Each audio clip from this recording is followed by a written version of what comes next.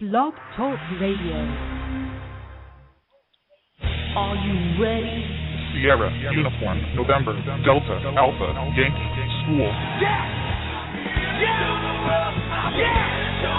Yeah! Break it down!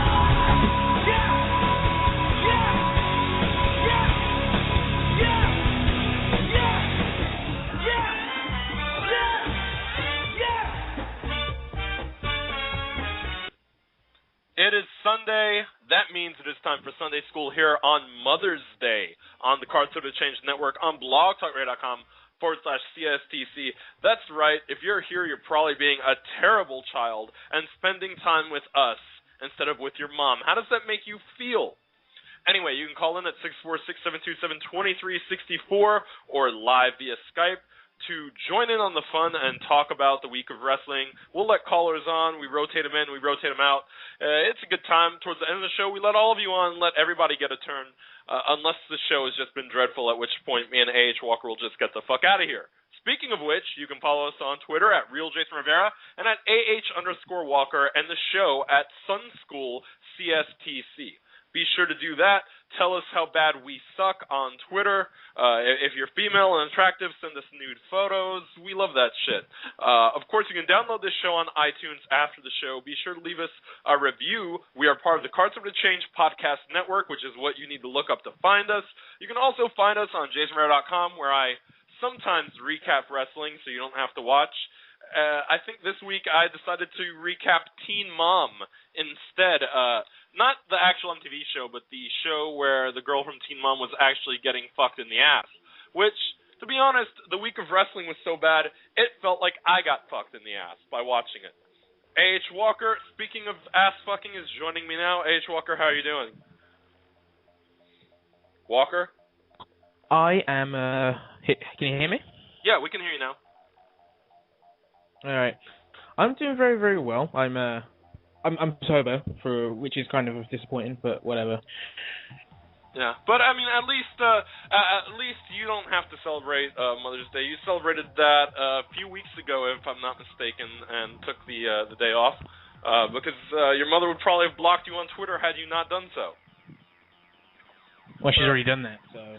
What? Wait, your mother has you blocked on Twitter? Is that what you're telling me? Why? What did you do to piss your own mom off? I posted the picture. Yeah, I posted a picture of it was a picture of man fucking a woman in the ass whilst licking a vagina and got blocked. So whatever. Maybe you should have posted her the picture where Glenn actually covered a woman's tits and vagina with your face multiple times. That one would have gone over well. I'm sure that's a creepy conversation to have at dinner about the time that you posted that picture and your mother blocked you. She's seen that one. Now, we got to talk about the world of wrestling, unfortunately, which, by the way, what a just autopilot terrible week it's been. I've never seen so many people so unenthused about WWE and TNA. Well, TNA, that's normal for them, but about WWE in my entire life. I mean, I know that this is the norm after WrestleMania. We sort of go on that downward sort of cycle.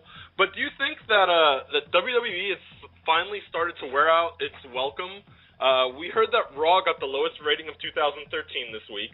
And additionally, they're just oversaturating the market with a lot of programming. Do you think that this is actually backfiring for the WWE and for people to stay interested in the product? What do you think, Walker? Do you think it's a little bit too much? Well, if you're interested, if you're interested in the product, then like you'll watch it. Mm-hmm. That's a good point. But do you think adding a diva? You know what I mean? Yeah. Do you think adding a diva reality television show on top of you've got main event, you've got 3-hour Raw, 2-hour SmackDown, and there's like nothing progressing, and there's a lot of matches that happen over and over and over again. But we've talked about it before, but has wrestling gotten to the point where people are sick of watching it? Because I've seen a lot of people that have been pretty hardcore about it for the longest on Twitter and Facebook, and they're just giving up. They're like, you know what, I'm tired of it. I don't want to do this anymore. It's tiring. I know that other people that have done podcasts are no longer doing them. Alice Arrington, who I did her show recently, Alice Radley on Rational Wrestling Radio, she pretty much closed up shop because it's just become so tiring and exhausting. Where basically WWE has tried to turn watching wrestling into a full-time job. And is that really what people want or need? I mean, yeah, you've got your fanatics, but usually those people are fat, pimply-faced. They don't actually have jobs. They barely function in the real world. I mean, at what point are you watching too much wrestling? I think it's when you're openly watching every single piece of product that a wrestling company is is putting out. I mean, promoting and feeling bad about it is when you're watching too much. Yeah, I watch Raw, SmackDown, and NXT, and then I watch TNA. Sure, I sort of half watch it, but I mean that's enough for me. When you add a 3-hour pay-per-view on top of it, which thankfully TNA cut their pay-per-views, otherwise we'd be having a pay-per-view every other week. I think it's a little bit much. I think people are burnt out, and I think the problem is that you have the same fucking 15 guys on just about every show with the exception of NXT, and that's a problem. I mean, don't you think that part of, believe it or not, you remember for years people were like, they need to end the brand extension. The split needs to go away. It's so stupid. And now that it's gone, you have the same 15 people on fucking Raw and SmackDown for the most part. Do you think that that's kind of where the problem lies? Pretty much, man. There's no structure to it. Like, you see most of the guys on SmackDown on Raw anyway, and then on SmackDown doing the same shit. So it's just like, put these guys one place, put these guys in another, and we'll put other guys in this one, you know what I mean? It's stupid, man. Yeah, I think that we've gotten to a point where there's about, 80 people on the WWE roster, and we see, 20 of them. And I think that that's bad for business. I don't care how good some of the people that are shown every week are. I think if you oversaturate it, it's not good. Now, one thing that we're going to talk about as far as oversaturation goes is a team that I really like, but I find that the more I have to see them do the same shit, the more bored of them I'm starting to get.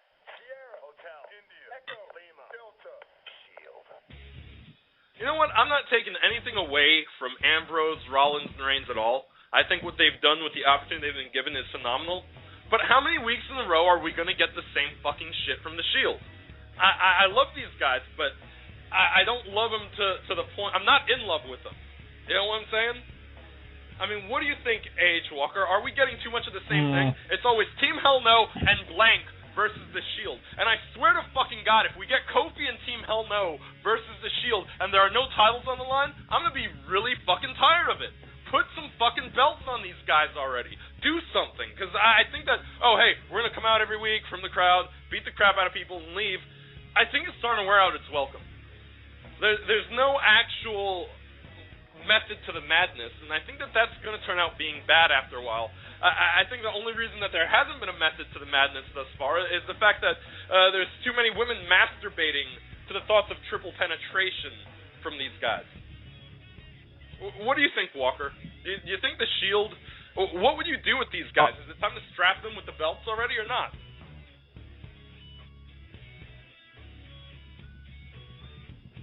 He's stunned silent. See, this is what I was thinking of now. When Kofi had got involved Saturday, I was thinking, oh my God, Dean Ambrose is taking the...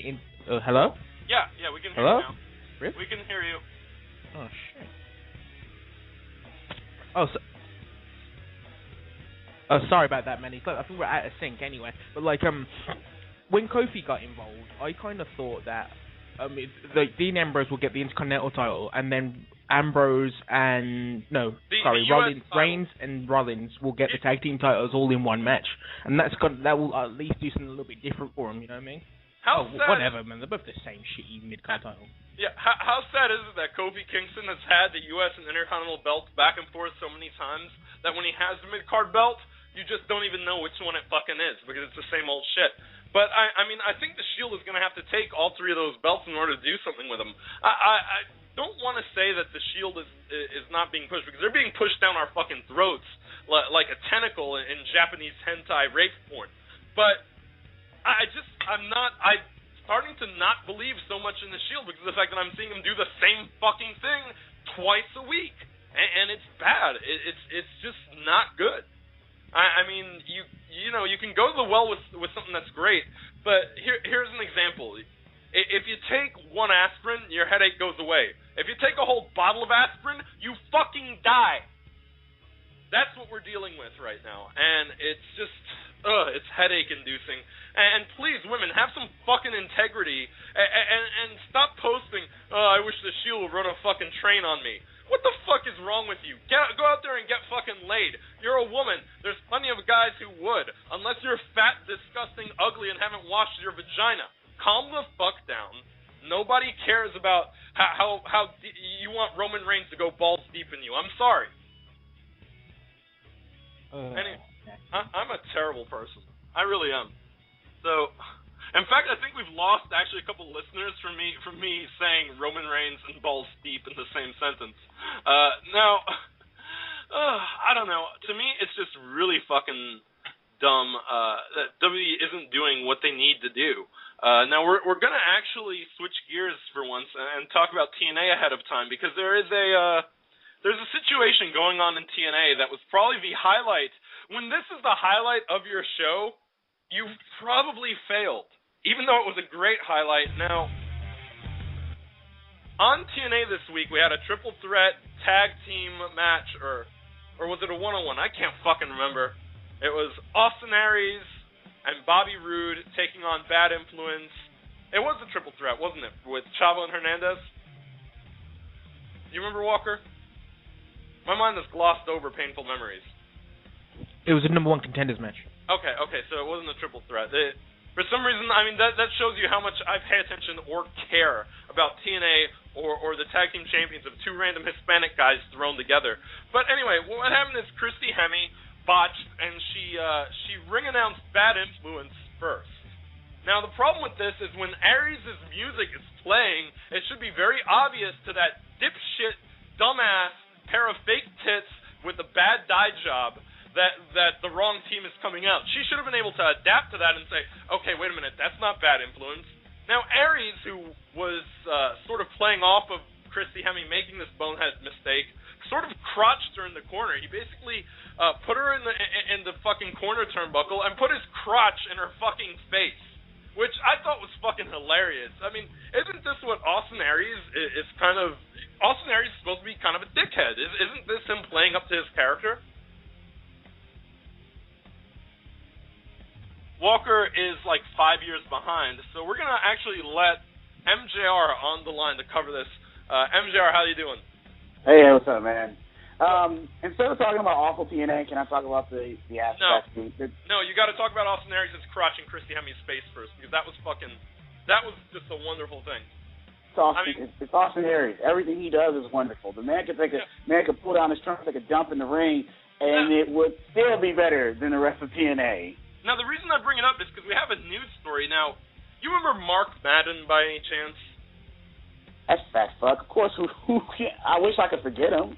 Well, Mark Madden has actually gone on the internet, gone on record via Twitter and other social networking websites and whatever, that Austin Aries should be punished, that it was sexual harassment, he should be suspended or possibly fired for his on-camera bullying and sexual harassment of Christy Hemme.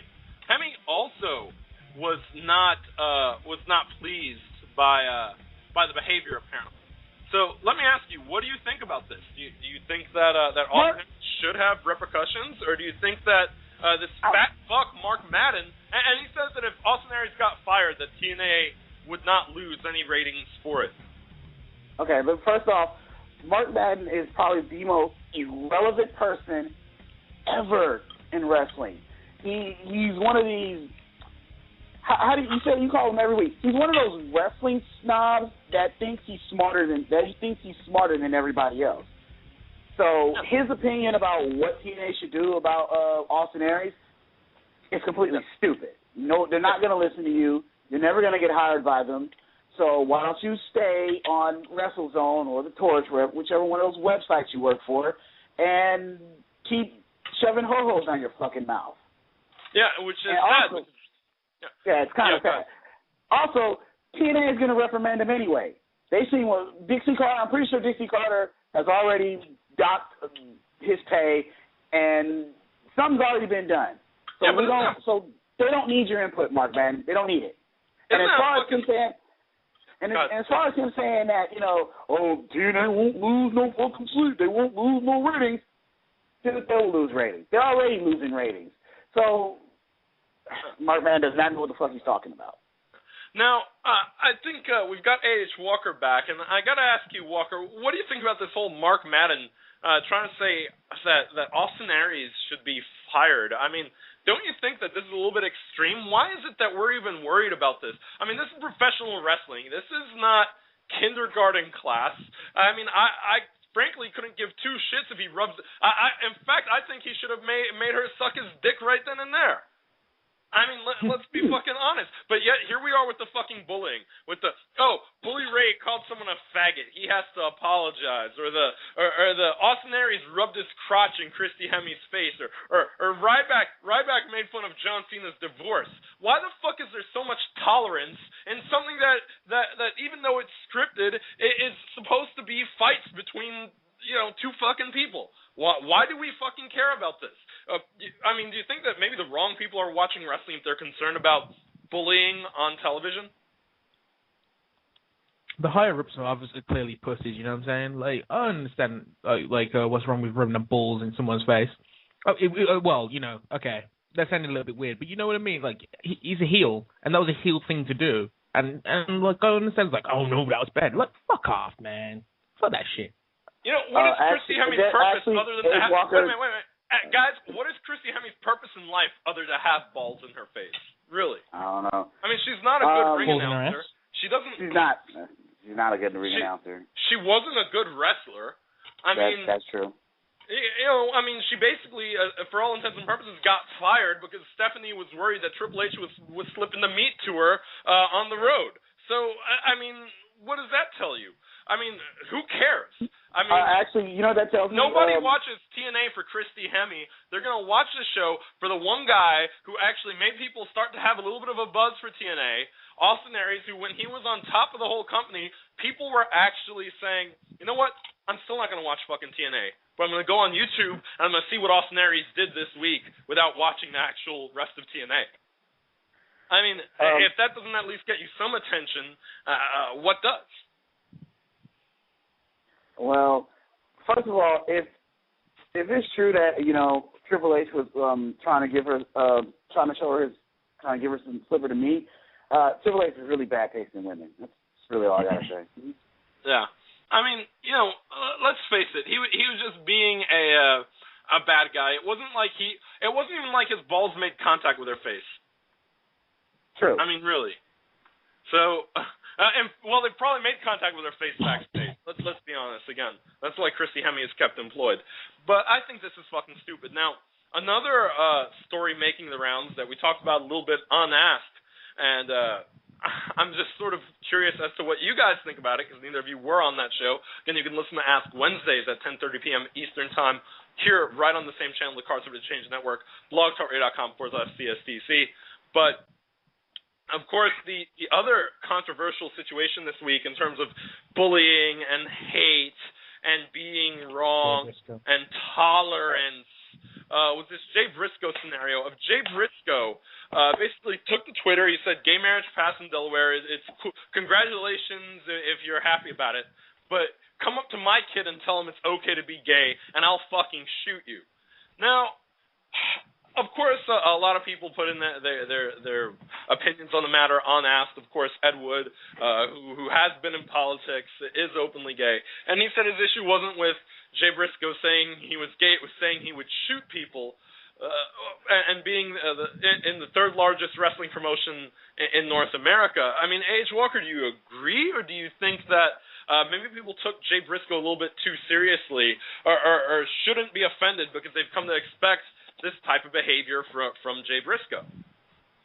You're right. This is what I think. Like, you're allowed to your own opinion. I don't really agree with his opinion on, like, you know, hey man, I don't, whatever. But that's not the point. I think the way it was delivered was a little bit not the way it should have been intended to. Like, I wouldn't have said, hey man, you know what? If you can tell my kids they're gay, I'm gonna fucking shoot you. I wouldn't say that. I kind of think it was the wrong way to put it off. He has since apologized to it, which I kind of think is a genuine one. But what I don't understand is, like, how are people getting butthurt about this? Because Walker, the fucking wrestler, it's Jay Briscoe. Oh, am I here? Hello? Yeah. There you are. You had a little delay. It's not Jay Briscoe the wrestler. It was Jay Briscoe's, like, the human being, and we judge Jay Briscoe on his in-ring ability. So technically speaking, his personal opinion, and it's just like, you know, it's up to him. But like, I'm not going to jump too much into it and be like, oh my god, it's such a bad thing he said that. You know what I mean? Like, fuck that. I like him for his wrestling. I don't like him as a human being because I don't know him as a human being. So fuck exactly. That shit. You know, what do you think, MJR? Do you think that it fucking matters what Jay Briscoe thinks about gay marriage? I mean, it's no skin off anyone else's nose. That's his opinion, and he's entitled to it, isn't it? I mean, should he have to apologize to everybody on Earth for offending them via Twitter? I think people take Twitter too seriously, myself. Well, personally, what Jay Briscoe, the person outside of wrestling, thinks about gay marriage, whatever, dude. If you're not with it, you're not with it. That's your call. Again, the only issue I have with it is, like, him saying he'll shoot people. That's like, come on, dog, you're going too far with it. And unfortunately, like you said, you're in the third largest wrestling company in the country. You kind of have to pick your words a little more carefully. Even though you know you're not supposed to be, I'm sorry to be in PC, I'm sorry to be PC, but you're in the spotlight. You kind of have to watch what you say. Yeah. Now, my thing about it is this: you know, people say, "Oh, well, it's because he said he'd shoot you." You know, I said on my Twitter account, you know, try to teach my kids that it's okay for the Mandarin to be fake and Iron Man. I'll fucking shoot you. So, I mean, it's the same thing. I just changed the topic, and it's not taken seriously. I don't have to apologize to anybody. The I'll shoot you isn't even that really offensive because unless you're taking it literally as if Jay Briscoe is saying it in the literal sense that I'm sitting here with a shotgun in my hand ready to shoot some fucking gays, then I would be concerned about it. But the fact of the matter is you can say that you'll shoot anybody for anything, and the only reason that this was offensive is because he said don't teach my kids that it's okay to be gay. Which, I mean, let's be honest. You know, a lot of people are still in that sort of way of thinking that it's not okay to be gay. It shouldn't surprise anybody that a fucking guy who's a fucking redneck, uneducated type character is against fucking gay marriage. And frankly, I don't give a shit. Like, ooh, surprise. Yeah, surprise over here. I don't give a shit if he's for gay marriage or not. It doesn't affect me in my day. It shouldn't affect anybody else to the extent it does. I'll follow Jay Briscoe. You're right. It shouldn't. What his opinion really shouldn't matter. But again, I fault him for not being conscious of the fact that, hey, I got the world title. I need to, you know, kind of play politics a little bit, or just not give an opinion about gay marriage at all. You know what? Ring of Honor should send the man a fucking thank you letter because this is the most fucking attention that they've gotten in a fucking year. I mean, let's be honest. It doesn't matter how many Steens they have in the company or Matt Hardys they have in the fucking company, and Matt Hardy. How many failed pay-per-views they've had. Yeah, I mean, you know, the fact of the matter is more people are paying attention to them over Jay Briscoe throwing this tweet out there than ever before, and that says, in my case, whether you agree with him or not, and you don't have to, that as a world champion, he's done his fucking job. He got some fucking attention in Ring of Honor that they weren't fucking getting before. I mean, let's face it. Now the thing about it is you got to see how if this draws more people into watching Ring of Honor, then yeah, he did his job. But if more people are turned away from Ring of Honor, I don't know about that guy. I don't know. I think that it's just sort of. I mean, who's going to get turned away from Ring of Honor? They only have 8 people fucking watching them anymore anyway. Well, I'm talking about new people. If this gets them 8 more new people. 8 more suckers willing to buy their pay-per-view that dies halfway through, then you know what? I've said it'll work. When it comes to publicity, the average person who likes your shit it's only going to watch it half as long and half as hard as somebody who hates your shit, wants you out of the picture, and is looking for something to complain about. Because right now I'm pretty sure that now Jay Briscoe's under the microscope, and every fucking self-interest, butthurt, offended person that threatened to cut themselves over what he said is going to watch this guy, watch everything he says, watch everything he does, to make sure he doesn't get out of line again with society's norms. And for that, I think that basically it's going to work. Again, I don't agree with what he said, but on the same token, sometimes you got to say the shit that nobody else would say. I know for a fact I go places people don't, normally wouldn't go, and it works for me. So I think that sometimes it goes to the old adage: no publicity is bad publicity at the end of the day. So have you not noticed that we talk more about Jay Briscoe than we actually talked about TNA? Yeah, that's why I'm telling you it's working. Because this is better than TNA.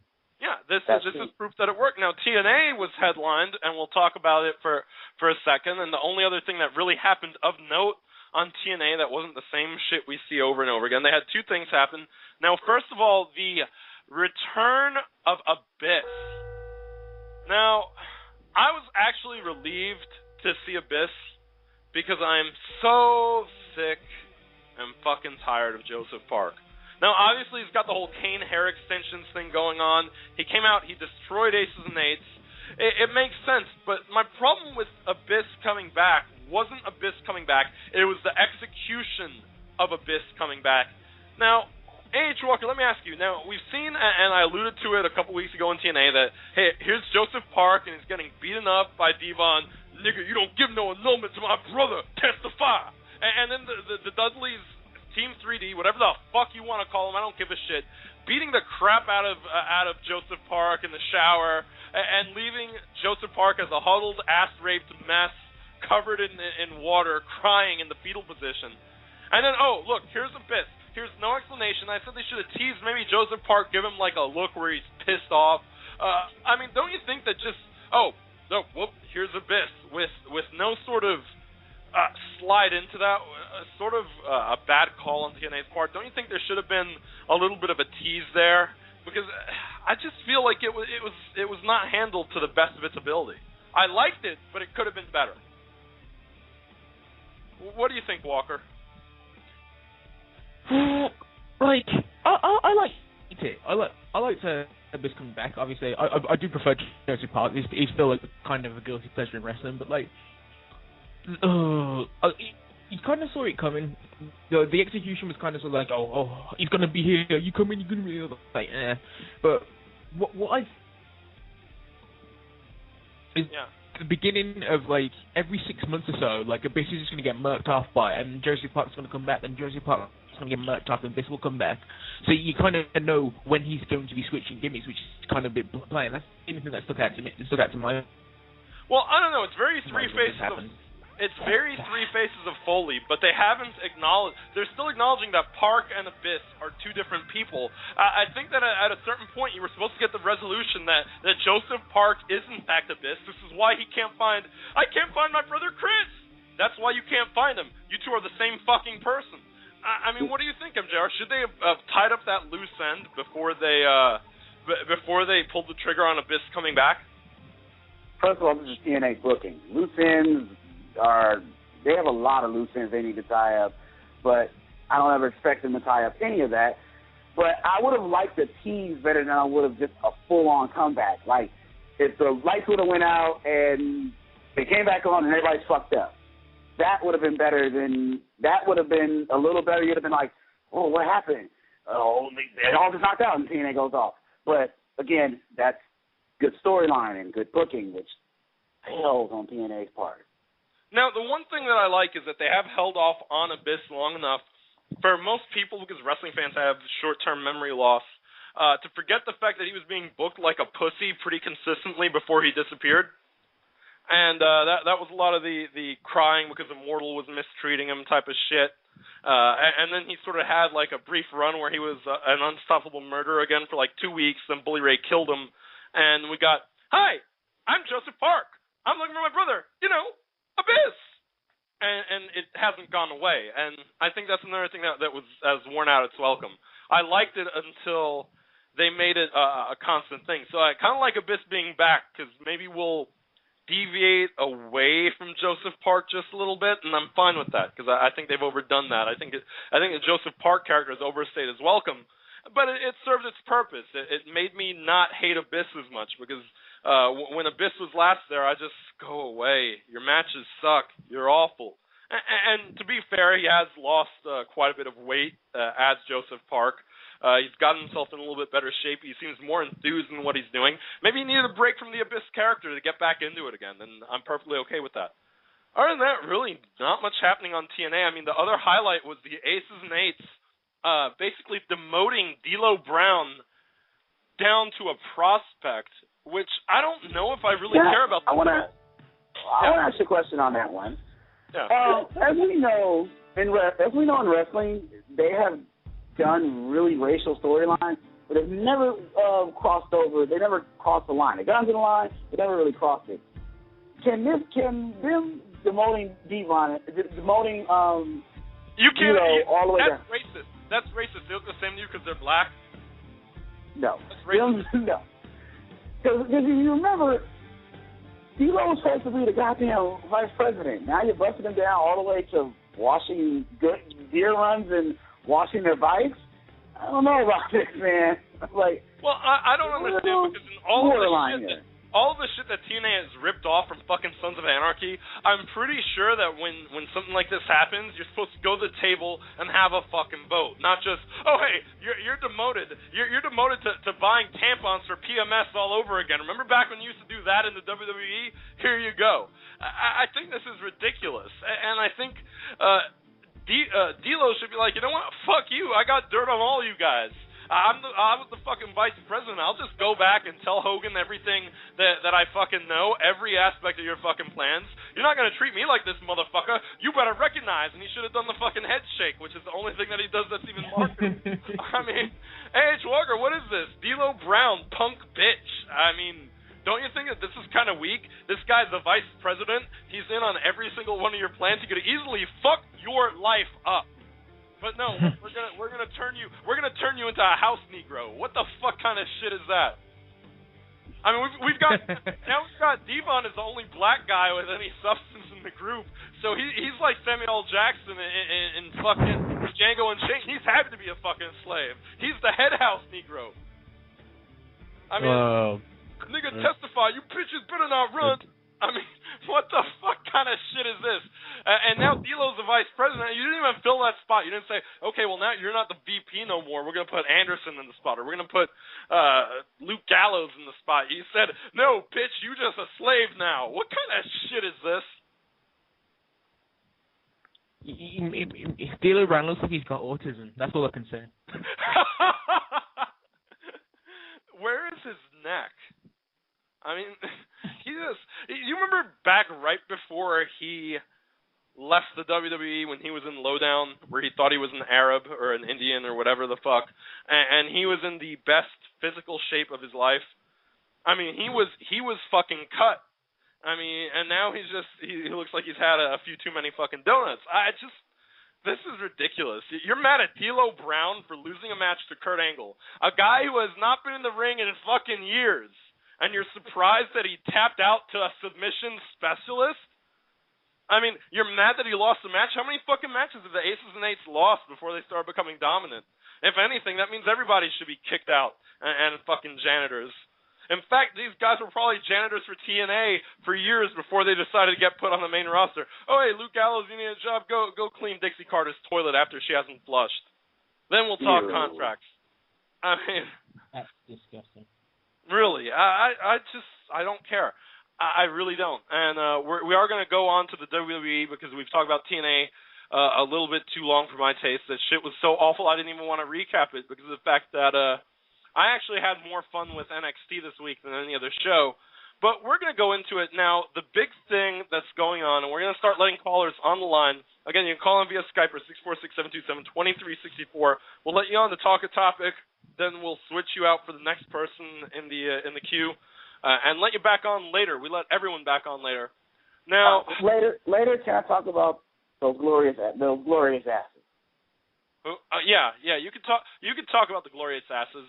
You'll probably want to talk about more than you'll want to talk about this. Now, we had Paul Heyman saying that he had a big announcement for Raw, and that this has been all over social networking, all over Twitter. And we had a bunch of WWE office employees with shitty names say, "Oh my God, you won't believe what Brock Lesnar did." And so after like about an hour of basically hyping this every commercial break, we get Brock Lesnar and Paul Heyman earlier today at the WWE offices in Stamford. And hey, we're going to go into the building and we're just going to tear shit up. We're going to tear up Triple H's office, and that's going to send a message to Triple H. And that led to Triple H coming out and cutting a promo. "Oh, I've got two offices. The other one is my ring." And I just sort of, as much as I usually love everything Paul Heyman does, this with him and Lesnar felt like complete crap. It was TNA level. I mean, first of all, how the fuck are you going to get in there and fuck everything up in Triple H's office? I feel like WWE security is non-existent. I feel like any old schmuck can now walk in WWE's offices, get up to the top floor, get into Triple H's office, and just fuck shit up or download porn on his computer and blame him for it or whatever the fuck you want to do, because I didn't see one single fucking security guard. You mean you don't have people armed with tasers and nightsticks and pepper spray to handle fucking Brock Lesnar's slow-moving ass as he makes his way to the top of the fucking building? What the fuck is this, really? What do you think, Walker? Do you think this was mishandled? Do you think this actually took away from the shits you give this already annoying third match between Triple H and Brock Lesnar? I actually liked it, but like this is what I counteract to what you just said. If they had security and security just like take out Brock Lesnar, well, takes out the fucking security. He takes out the motherfucking security and he makes them look like bootleg motherfucking douchebags. So it was good. It was a good job to have it for that, to be honest. Yeah, but I think that's why you should have had them, because if Brock Lesnar killed some security guards along the way, you throw some of these NXT no-name guys, your Baron Corbins, who we'll talk about later, and some fucking black shirts and say they're security and have Brock kill them on the way up there, it makes Brock look menacing. Instead, it just made it look like you're lazy and don't have the money to hire a fucking security team to even try to stop Lesnar. You should have had them, or at least have them come up and escort Lesnar out afterwards. But, oh no, it's okay. Any WWE talent can just walk in, take a stroll, scare some hot female employees that look like they take it in the ass, and just rape Triple H's office. I mean, come on, MJR. Do you think you're going to take a trip to Stamford and get up there in the head office anytime soon? I mean, if Brock Lesnar can walk in and say he has an appointment, I'm pretty sure I can too. Like, yeah, I'm here to see Vince McMahon. I'm going to go somewhere. You know what? Where's his office? Upstairs? I'll go up there. Brock Lesnar versus office furniture, sponsored by fucking Home Depot. It really did nothing for me. You know what? I looked at that office. That doesn't look like Triple H's office, dude. It looks like shittily put. It looked like that was a. You know what? Shittily put together segment. Like, fuck it. We need get that table. Get that desk there. Get that fake TV. Put that up too. It's funny you mention that, because I think that would have been the best, most comical delivery to this whole thing would have been is after Brock Lesnar threw this tantrum and destroyed Triple H's quote-unquote office. If Triple H came to the ring and said, "Hey, Brock, that wasn't my office," because I would have just fucking rolled laughing if that had been the case. It would have made Brock look like the very idiot he is, and at least it would have amused me. I just don't feel like this hype gets me interested in Triple H Brock Lesnar 3. I wasn't interested in Triple H Brock Lesnar 2. I was barely interested in Triple H Brock Lesnar 1. I feel like it's a little bit much. And let me ask you, do you think after this, what happens? Are you keeping Brock Lesnar around to do what? I mean, what happens? Unless you're really planning on doing something with Brock Lesnar, other than bore the fuck out of most people, you got to put him up against like Undertaker or The Rock or John Cena. Well, no, not John Cena. Yeah, I'll take that back.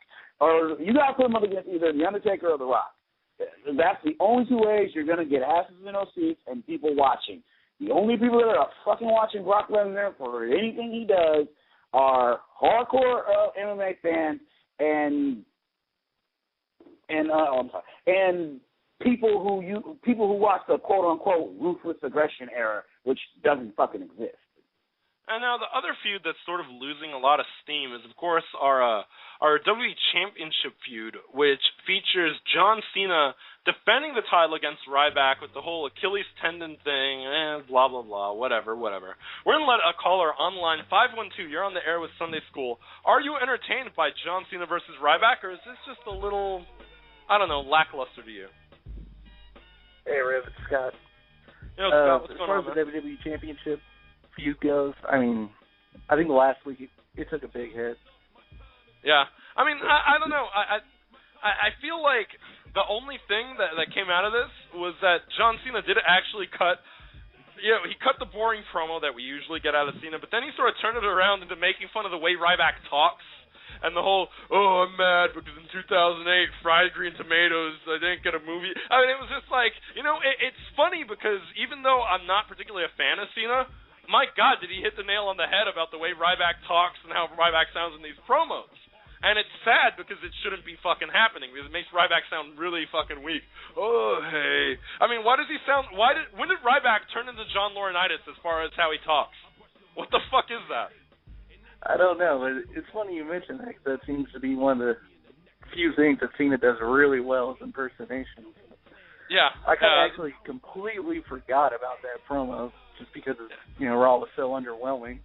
Yeah, and that's also because of the fact that, let's face it, the first half of that promo was your typical Cena fodder that just sort of blows. I mean, it's just, they're trying to center around the Achilles tendon. And let me ask you, let me turn it to Walker now. How sad is it that the best part of this feud wasn't Ryback turning heel, it was Josh Matthews turning heel at the end of SmackDown this week? Isn't that sad?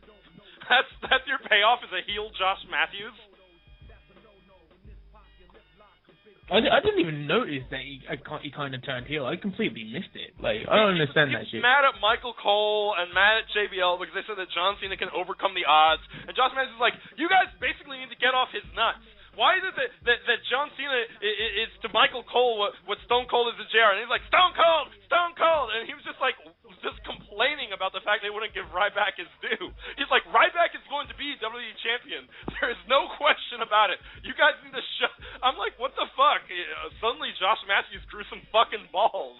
And to me, that was funnier than anything going on. Oh, God. I completely missed it. It went over my head. I didn't even notice. Fucking hell. And well, that's because of the fact that nobody notices what happens on SmackDown. Because, like I said, watch it. I'm gonna go watch it now. In fact, on YouTube, I'm sure. Yeah. What do you think, MJR?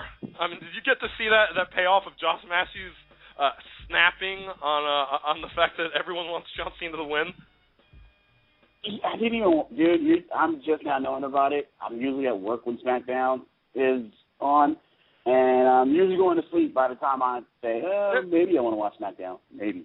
The thing about it is that, again, it is sort of lackluster, and I think a lot of that, as I've said before, is because of the fact that, a lot of wrestling fans are not particularly intelligent. I've said that many times on this show. Now, you've groomed these unwashed masses to cheer Ryback, and now you all of a sudden say, Ryback is heel, but he's heel because he has a legitimate beef with John Cena not helping him out. So it sort of confuses these people. Again, they're not very smart. They barely know how to tie their shoes. They're still using the fucking Velcro things. And you're telling them, okay, this guy you've been cheering, he's mad at John Cena because John Cena didn't help him out. But he's the bad guy. And so I think that it actually hurts. I think most people, instead of booing Ryback, he's met with complete silence.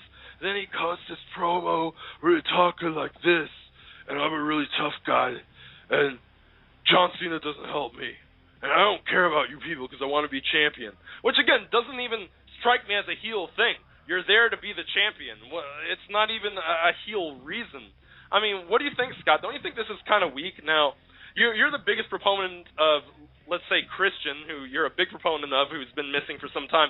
But how does this compare to, like, a guy along the level of a Christian or a Chris Jericho? When they turn heel, I mean, they know how to strike that nerve, whether it's the one more match or Jericho constantly bringing up, I beat Austin and Rock in the same night. And now you've got Ryback, and he's supposed to be the heel, and his gripe is fucking legit. I mean, how can you fucking really even care or boo the guy? John Cena is a dick who didn't help him out.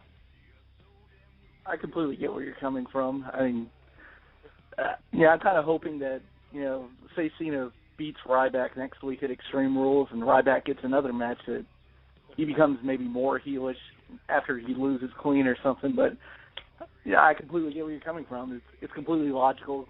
Other than a couple of cheap shots, he hasn't really done too many things that are overtly heel about his character. Yeah. And the thing is, we need more. I mean, and he's still fighting the Shield on top of that, so it's sort of confusing as well. I just don't understand where they're coming from with it. And the other problem I have is that I'm worried that with a lack of contenders for John Cena's belt, we'll get more of this after Extreme Rules, and that's a problem because you should be bringing up more mid-card guys to the main event level. You should be bringing back more main event level guys. Let's face it, again, I know that you talk, and a lot of fans do talk excessively about Christian coming back. The guy was walking around Access. He's healthy. He seems perfectly fucking fine. This is a guy who has a heel I think could work with John Cena. I think John Cena even owes him one because they had teased, if you remember, right before Christian left for TNA way back in the day, they teased the idea of Christian feuding with Cena, and then, you're drafted to SmackDown, goodbye. So, but it was interesting, because at that time, Christian was sort of a mid-card level guy in the WWE, and people were like, you know what, he's going to feud with Cena, and this is going to be interesting, and then they just sort of scrapped it, and I don't understand why they did, because I think if there's a guy who can get microphone out of John Cena and make it interesting, it's Christian. So, that's a good point. I mean, for years, I know what feud you're talking about, or kind of that pre-feud they had before Cena came to Raw. Well, always felt like we've been owed that, but I don't know.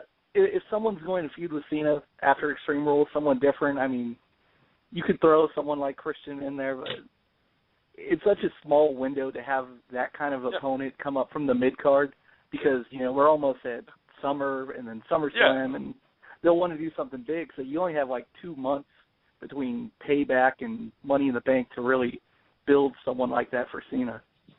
Now, let me ask you, MJR, is there anybody that we can put against John Cena at this point besides Ryback? Is there anyone that's been built up to the level that they can have a feud with John Cena and somehow make it interesting? You know what? I'm going to throw a name out there, and I'm going to say Jack Swagger. I think Jack Swagger could work really well with. I think Jack Swagger and John Cena could work really well because if you want to play that whole, that whole, Tea Party thing versus that whole Tea Party thing with Jack Swagger going with, you can have Cena be that one guy who comes in and says, no, everybody deserves to be in this country, but no matter where they're from. And I think they can play on a feud like that.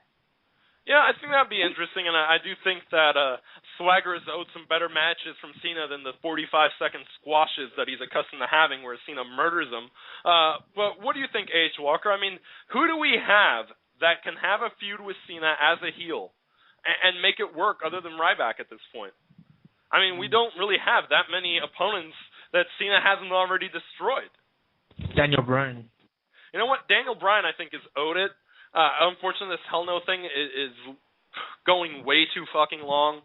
I really feel that the break should have been at WrestleMania or sometime around that neighborhood. I think Daniel Bryan should have been the heel. He should have gotten away from Kane. I think that Daniel Bryan is a guy that, as you just said, if you put him in a one-on-one feud with Cena and you go back to the history they have, that Daniel Bryan was fired for spitting on John Cena and proudly proclaiming that John Cena is not a better wrestler than Daniel Bryan, I think you have so much ammo there that it writes itself. You would have to be literally mentally retarded to be a creative writer for the WWE and not find something to use to make that feud worth a damn. And I'm tired of the Hell No third grade comical shit. It's getting a little bit old. They're already teasing the whole that Kane is starting to feel too human bullshit that they do every fucking 2 years. You know what? For all of you that say that you're fine with Kane doing this, I'm going to be fucking honest. I'd rather have Kane fucking corpses with the necrophilia and the Katie Vick angle all day than to the rehash the whole, I'm feeling human, and that makes me weak, but I'm really a monster. Okay, we get it. That's your one heel turn that you have every fucking two years. It's like your annual Big Show face / heel turn. It happens too much. They go to the well a little bit too often.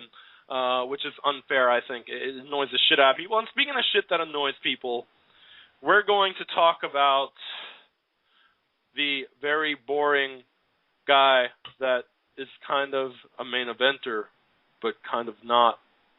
And he just sort of does nothing. And thank you, Scott. We're going to let you back on later. We're going to let another caller sort of talk about Randy Orton with us. So it's kind of painful to talk about him to begin with. So we'll let you back on later, man. Just feel free, hold tight. All right, so we're letting BG the Young Gun 601. You are on the line. What do you think about Randy Orton? We had him take on Sandow again, which was predictable because we had the match on SmackDown.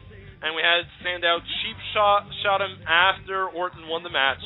And here we go with that typical, here's the match on SmackDown that we're seeing again on Raw for absolutely no reason whatsoever. What do you think? Do you think this was a little bit too much? I mean, we've got Orton in a feud with the Big Show, and literally, there are no fucks given for any of this. I mean, can you find a fuck to give? What can we do to make this interesting or important? In this PG era, there's really not much we can do for an Extreme Rules match because we can't literally just kill one of them off in the ring. It would be good, but we can't do it. Yeah, I mean, H. Walker, am I being too hard on this feud? Why is this even happening? I feel like this is the worst Randy Orton feud I've seen in years. I'd take this feud over the Triple H feud. That's not saying much, though. I mean, MJR, what do you think? Randy Orton and Big Show, I mean, what does this do for you? Why is this even a thing? Is this a classic example of two guys that WWE just has no idea what the fuck to do with either of them? Well, personally, I think Randy Orton, this Randy Orton Big Show feud is... Exactly. It causes narcolepsy. I mean, I don't really know what we can do with it. I'm sorry, what were we talking about again? Randy Orton, Big Show. It's Knucklehead versus That's What I Am. WWE Studios Film Productions. In fact, I would rather watch Knucklehead and then That's What I Am right after than to watch these two have their feud play out in its entirety. It's probably less painful. I just can't think of anything to do with these guys. I think that Randy Orton is stuck in the limbo of being a babyface.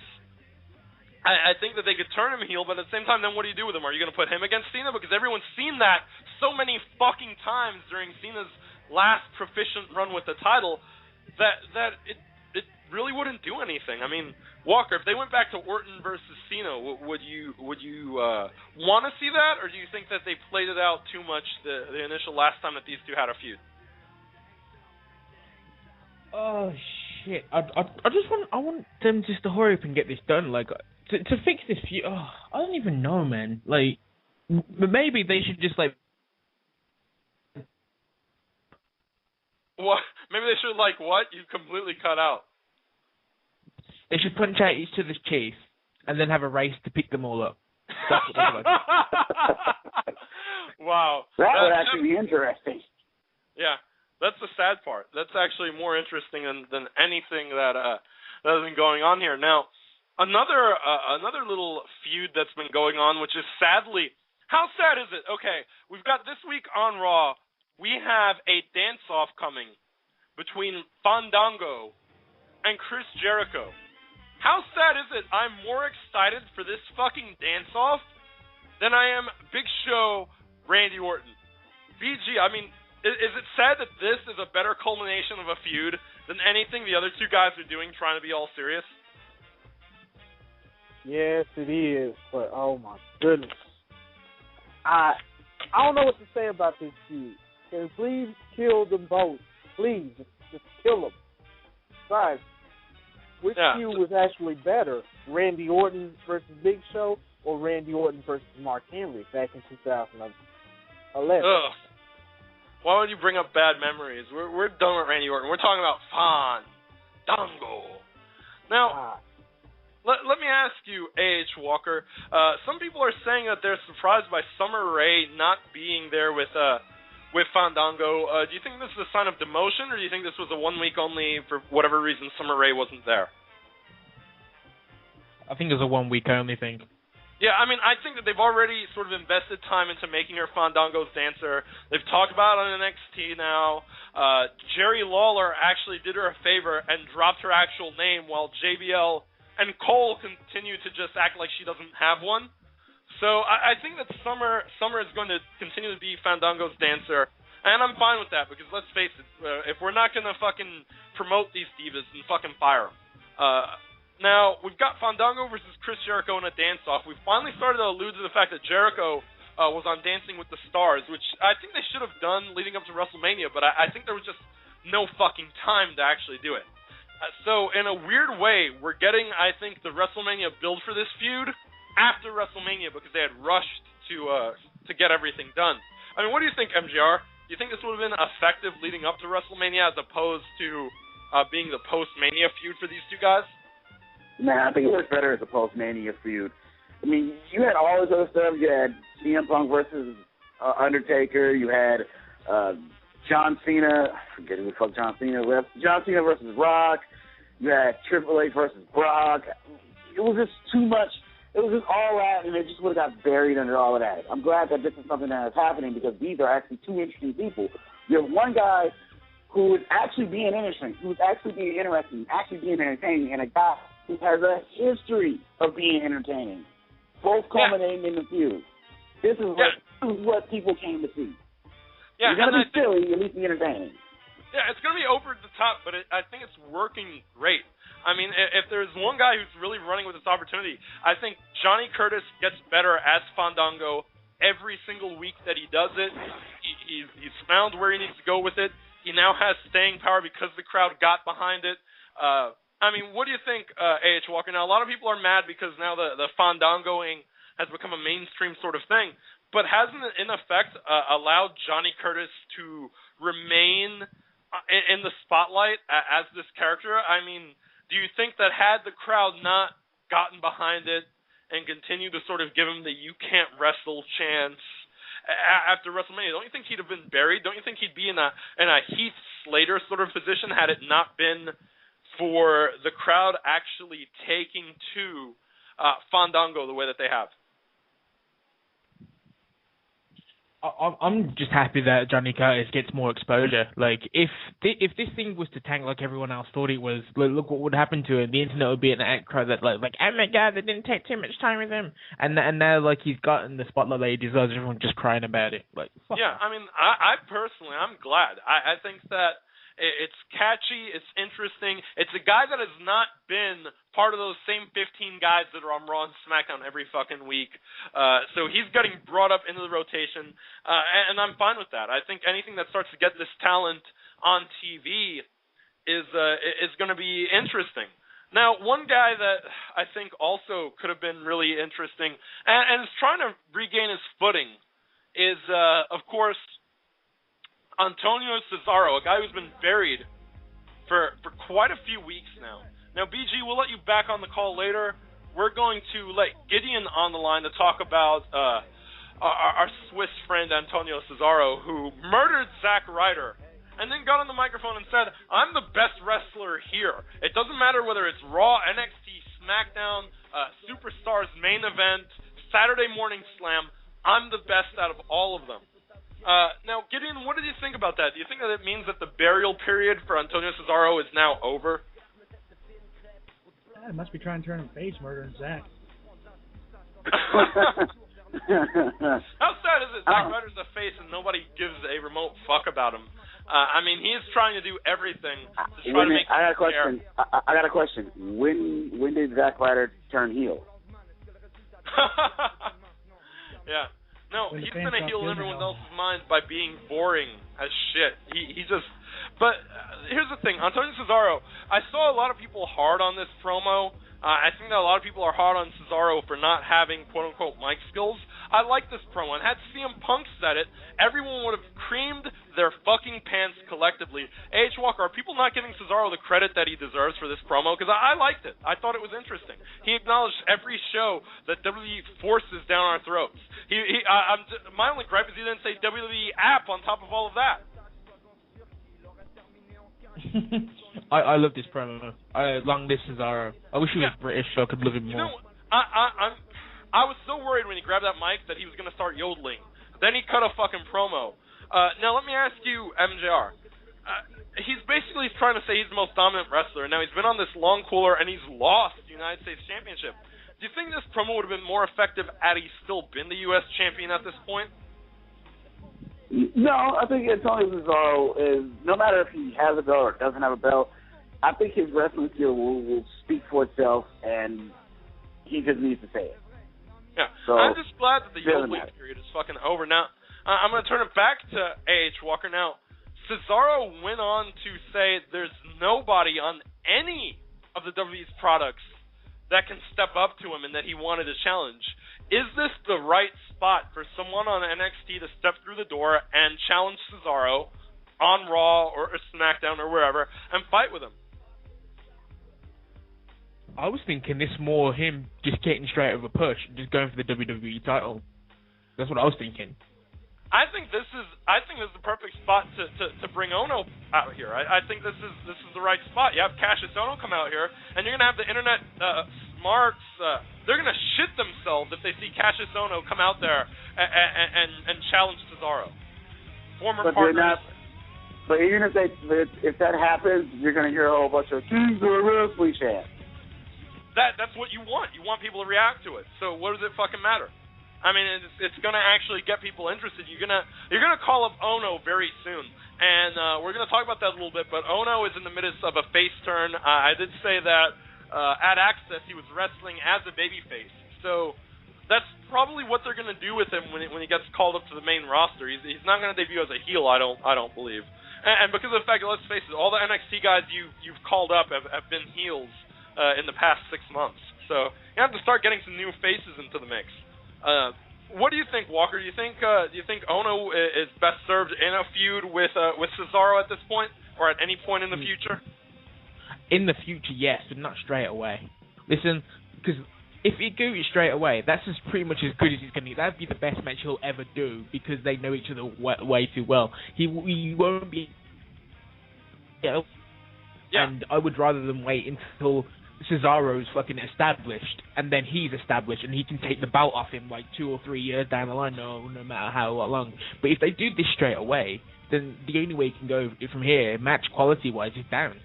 You know what? You do have a good point, because of the fact that if you start at the top, you're going to end up where Cesaro was, where he basically was having these awesome matches, he had the U.S. belt, and then because they expended all of their options with Cesaro so fast, he ended up on a cooler. And that was very bad for Cesaro. That was bad for the people watching.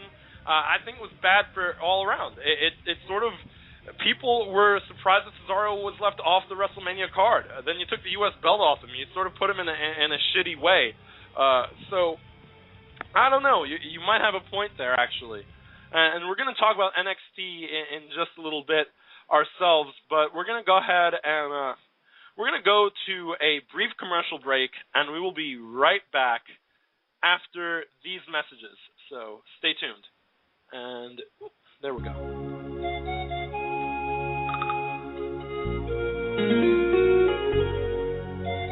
What's up, podcast fans? We all know that there are thousands of available podcasts online, and it can be a chore to find some that aren't just taking up space on your iTunes.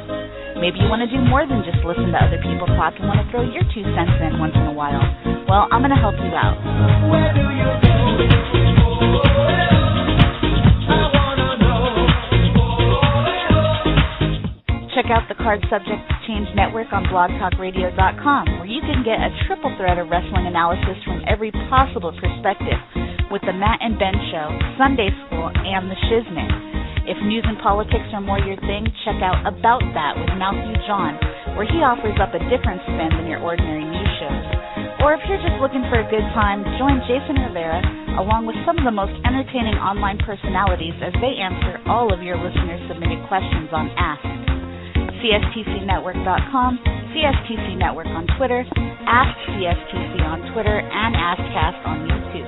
Where do you go? I wanna know. For more fun and laughs, check out the Trending Topics Network on blogtalkradio.com and join Jack and Brian on Tunes. For in-depth movie analysis, you can grab some popcorn and hang out with Old School at the Movies.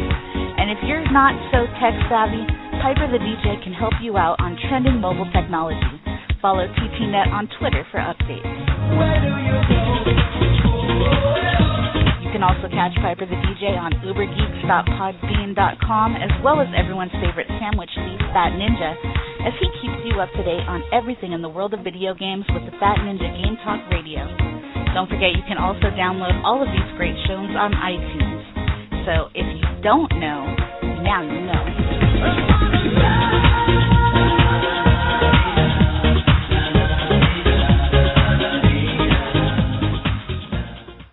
And we are back, and just to let you guys know, of course, Fat Ninja Show is now on ninjageeknetwork.podbean.com, all one word, as well as the first episode of a show, Heroes and Villains, which you can also find that I was a part of yesterday with the guys, so be sure to check that out as well. Now, we are back. We are going to talk about yet another feud that's going on, and of course, I'm going to do what I always do and make fun of annoying wrestling fans about it. Now, we had also that night on Raw, we had a singles match. We had Dolph Ziggler, the World Heavyweight Champion, taking on Alberto Del Rio. Now, of course, these men are part of a Collision Course triple threat match where we're going to have Del Rio, Swagger, and Ziggler. And, of course, their respective corner people. We've got Biggie Langston in Ziggler's corner, as well as AJ Lee. You have Ricardo Rodriguez in Del Rio's corner, and you have Zeb Coulter in Jack Swagger's corner. These guys have almost become as integral a part of the feud as the wrestlers themselves, and in some cases more interesting. Now, we had Ziggler versus Del Rio, and the match basically had the interference of one Jack Swagger, who came out and murdered both men with the ladder, showing himself to be a dominant force, which a lot of people complained about. We had people go, first of all, we had Biggie Langston come in and sort of destroy the finish of the match, getting Ziggler disqualified. And then we had Swagger come in and he destroyed everybody, including Langston. And we had people complaining, oh my god, Ziggler's being buried! Yet again, they got mad, oh my god, Ziggler's face! He got hit in the face with a ladder! Are you okay? My Ziggles! I hate people. I literally hate people. No. I'm sorry. I work at an airport. I hate people more. I mean, A.H. Walker, don't you think these people are fucking just the biggest whiny bitches you've ever fucking heard in wrestling? These Ziggler fans, they are akin to fucking believers. They're mad that he got hit in the face with a fucking ladder. This is wrestling. These guys are going to wrestle a ladder match. And you're mad because, what, Jack Swagger killed everyone? Isn't this, let me ask you, Walker, isn't Jack Swagger the guy who needs to look the strongest going into this because of the fact that people feel he's going to be the weakest link here?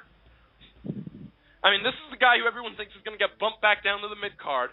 He's the guy that everybody is, is sort of, expecting bad things for. Isn't he the guy that needs to look the strongest leading up to this match, that we can actually believe that he may have a chance or maybe a threat?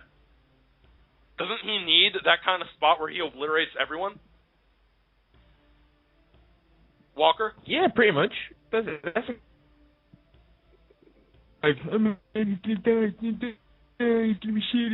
fuck off. Fuck right off. Now, here's another issue. Now, people are thinking... I like that shit. People are thinking that Dolph Ziggler is in jeopardy because he has a concussion and will have to drop the World Heavyweight Championship. MJR, now, in the world of wrestling, obviously concussions became a big deal because Chris Benoit murdered his entire family and then himself, and they tried to... No, he will not kill AJ Lee. No, that's not what I'm worried about, but you think these people that are worried that Ziggler is going to drop the belt solely because of a concussion have any reason to be alarmed? Because I think these people are fucking hypochondriacs about this. I'm not downplaying the importance of a concussion. What I'm downplaying is the fact that you think Dolph Ziggler is going to lose the belt because he has a concussion. No. If anything, I'm pretty sure that the WWE's going to play it safe. He's not going to receive too many shots to the head. He's really not going to do much as far as having matches. This is a triple threat match. He's the heel. And I think that's probably the only time he's going to see some real action is come like a week before the pay-per-view and like the go-home show and the actual pay-per-view where you actually see some type of heavy action. Other than that, he's going to be fine. He's the heel. He hasn't done any heel tactics. He should change his name to fucking Face Ziggler. I've said it before because of the fact that everyone fucking coddles him like a fucking newborn baby that can't fucking take it. You're worried that he fucking got a concussion. Well, guess what? Injuries fucking happen. Be glad that it was not something like a fucking ACL, which a lot of wrestlers are having right now, and putting him out on the shelves for like 6 months at a time. He's going to be fine. You people overreact to every. If Ziggler has a fucking hangnail, these people are fucking whining. Well, no, I'm not downplaying concussions either, and I agree with you. People overreact way too damn much, and it's like, calm down. I think they know they're conscious of that he has a concussion, and he won't see a whole lot of heavy action. They're going to anyone with an IQ over 70 needs to realize that this is a triple threat match, which means technically Dolph Ziggler could let the other two guys fucking kill each other and get the sneaky sort of heel victory. And I'm fine with that because you know what? The guy needs some heelness in his life because right now Jack Swagger out-heels him 600%. So I think... Well, Jack Swagger's supposed to out-heel everybody. Remember, he's supposed to be the big, brooding, rampaging American. Yeah, but he's not. He doesn't have a heel Swagger fucking Twitter handle and tries to insist how heel he is. And that's true. That's always annoyed me about the Ziggler thing. He insists on how heel he is, yet, I mean, how is he heel? What? Because he has a black slave? Because he fucks a hot Puerto Rican? I mean, I'm the only person that he's a heel to because I'm the only person who actually acknowledges the fact that he's a heel and the only person that tells you people that it's sad that he's... I'm masturbating. Yeah. Dude, there's like 3 dudes on this call. Stop that. No idea. I had that. He had no idea that was me. Sorry, guys. It's probably my mic is fucking. I'm sorry about that. Oh my God, that was terrible. You sound like the inside of a Ziggler fan's pants every time that his music hits. Seriously, right now I'm gonna make a bunch of lame wrestling fans in their lives masturbate in unison. There you go. But somewhere in Ohio, you know what? People need to stop with the whole Ziggler's being buried shit. He's the World Heavyweight Champion. He's going to win the match at Extreme Rules. It doesn't matter if he has a concussion. They're not going to strip him of the belt for that because you've got a guy with a fucking torn Achilles tendon who's your fucking WWE champion, and I don't see them taking the belt off him either. So calm the fuck down. Seriously, wrestling fans are fucking dumb. You know? I mean... It's so annoying because of the fact that also on the same token, other than Ziggler's really ridiculous, retarded fan base that does that, I like this feud. I like Ziggler's spot in the feud. I like Swagger's spot in the feud. I like Del Rio's spot in the feud. I think we're going to get a pretty good match.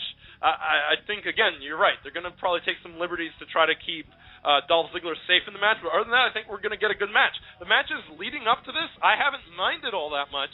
And on top of that, you've got Zeb Coulter, AJ Lee, Biggie Langston, Ricardo Rodriguez all playing their parts to perfection. I was actually a little bit disappointed because apparently Zeb Coulter's promo was saying something about affirmative action on SmackDown as a diss to Langston, and they cut that part out, which, I mean, I'm sorry, I'm not really that offended by Zeb Coulter's racism as much as most people are. But, I mean, what do you think about Zeb Coulter? No one is.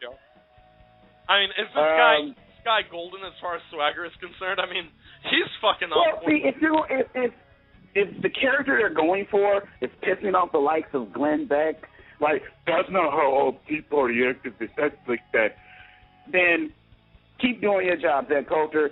Keep saying, keep repeating the same shit that the Tea Party is repeating, and I will be a fan of yours.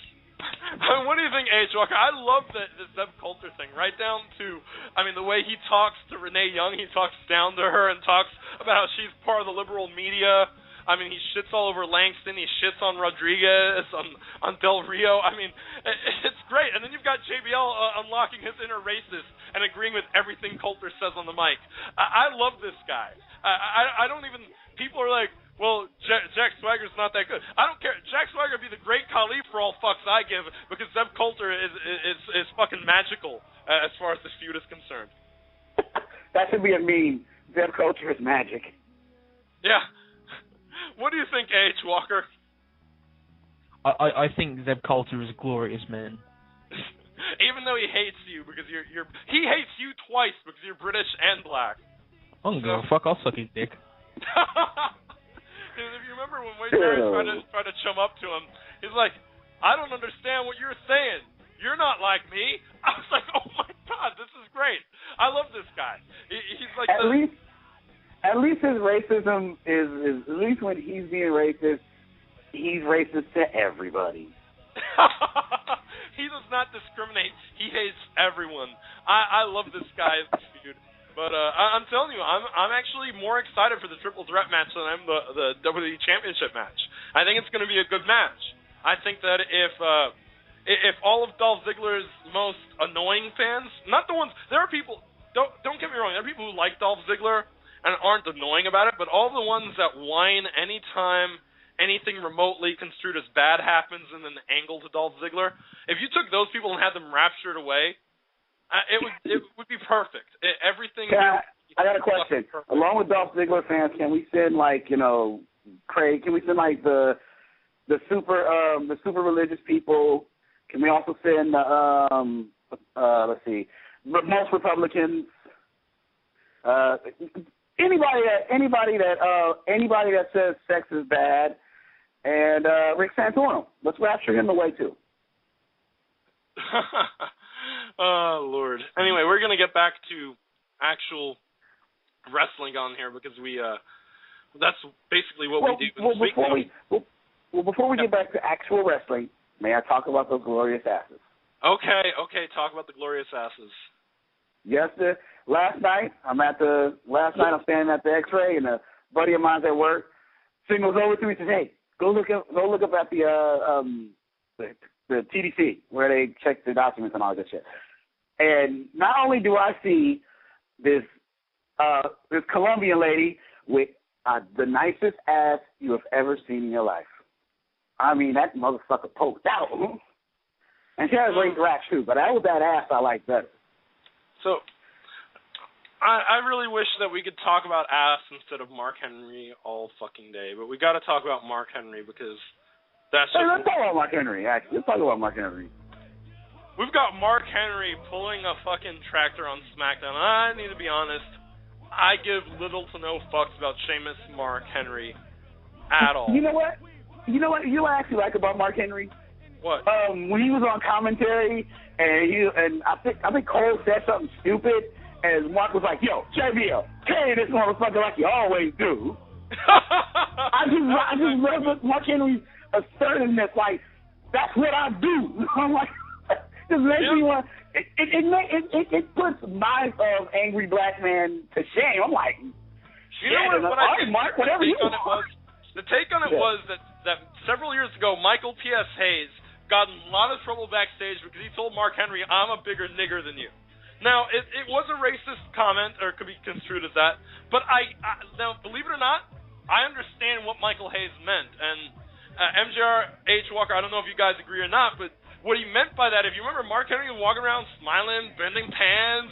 This motherfucker is the biggest motherfucker on the roster, and he's fucking smiling and bending pans and eating fucking chocolate Hershey bars and shit. And Hayes goes, "You know what? I'm a bigger nigger than you." Don't you think that's what he meant? Like, just basically turn up the angry black man? Is that what Hayes meant all those years ago? He didn't say it the right way, but is that what he meant? That this is what Mark Henry needed to be doing the whole time. What do you think, MJR? Well, I think that, first of all, he shouldn't have said that. Come on now. He was going to get in trouble for saying some shit like that.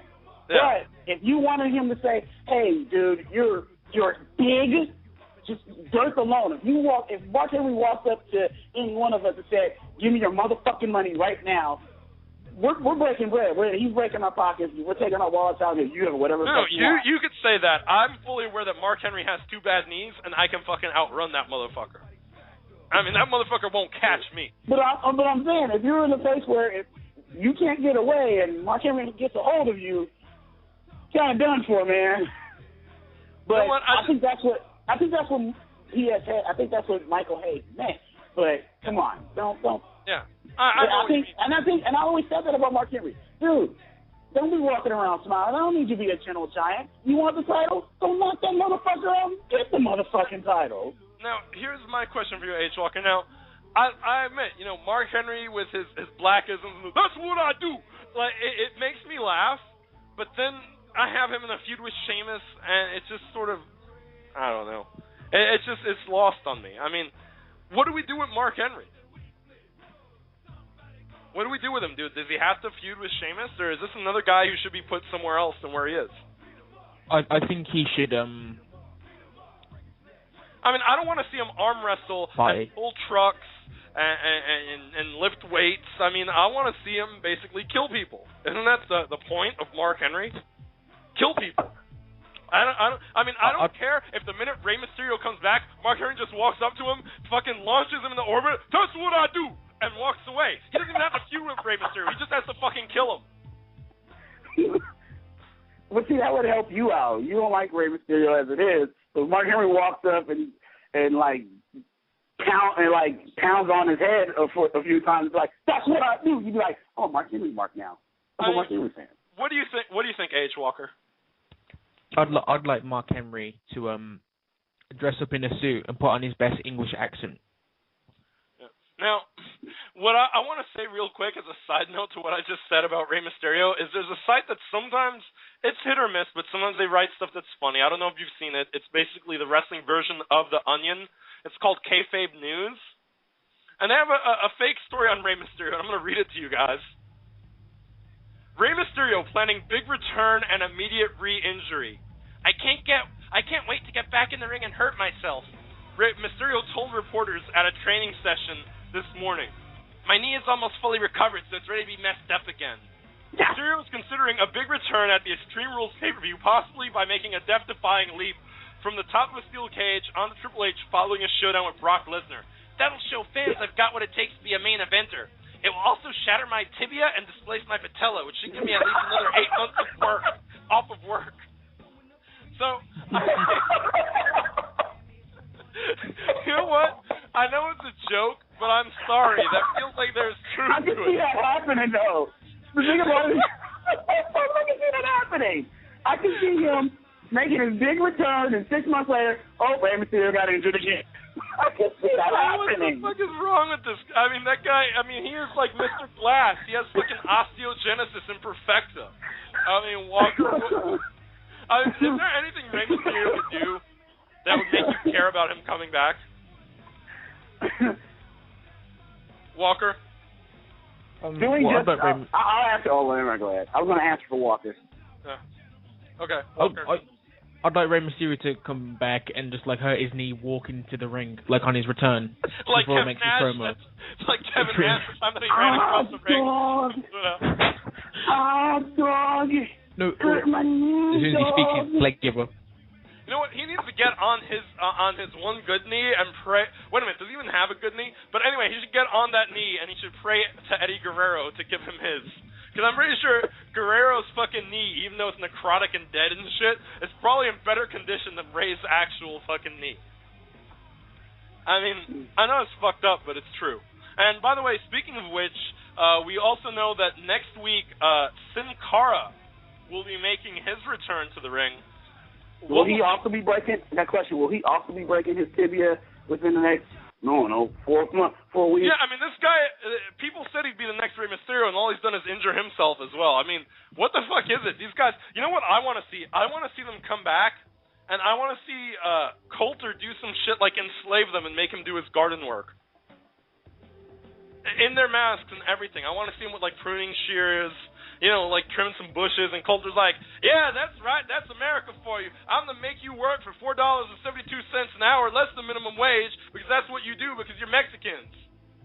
Now, how do we get rid of you? Wow. You know what that is? That's the equivalent of $1 Million Man stealing what's that chick's name? Stealing Sapphire and having her iron his clothes live on TV. And all these Mexicans coming back, Mysterio, Sin Cara, whatever. I want to know, where the fuck is Hunico?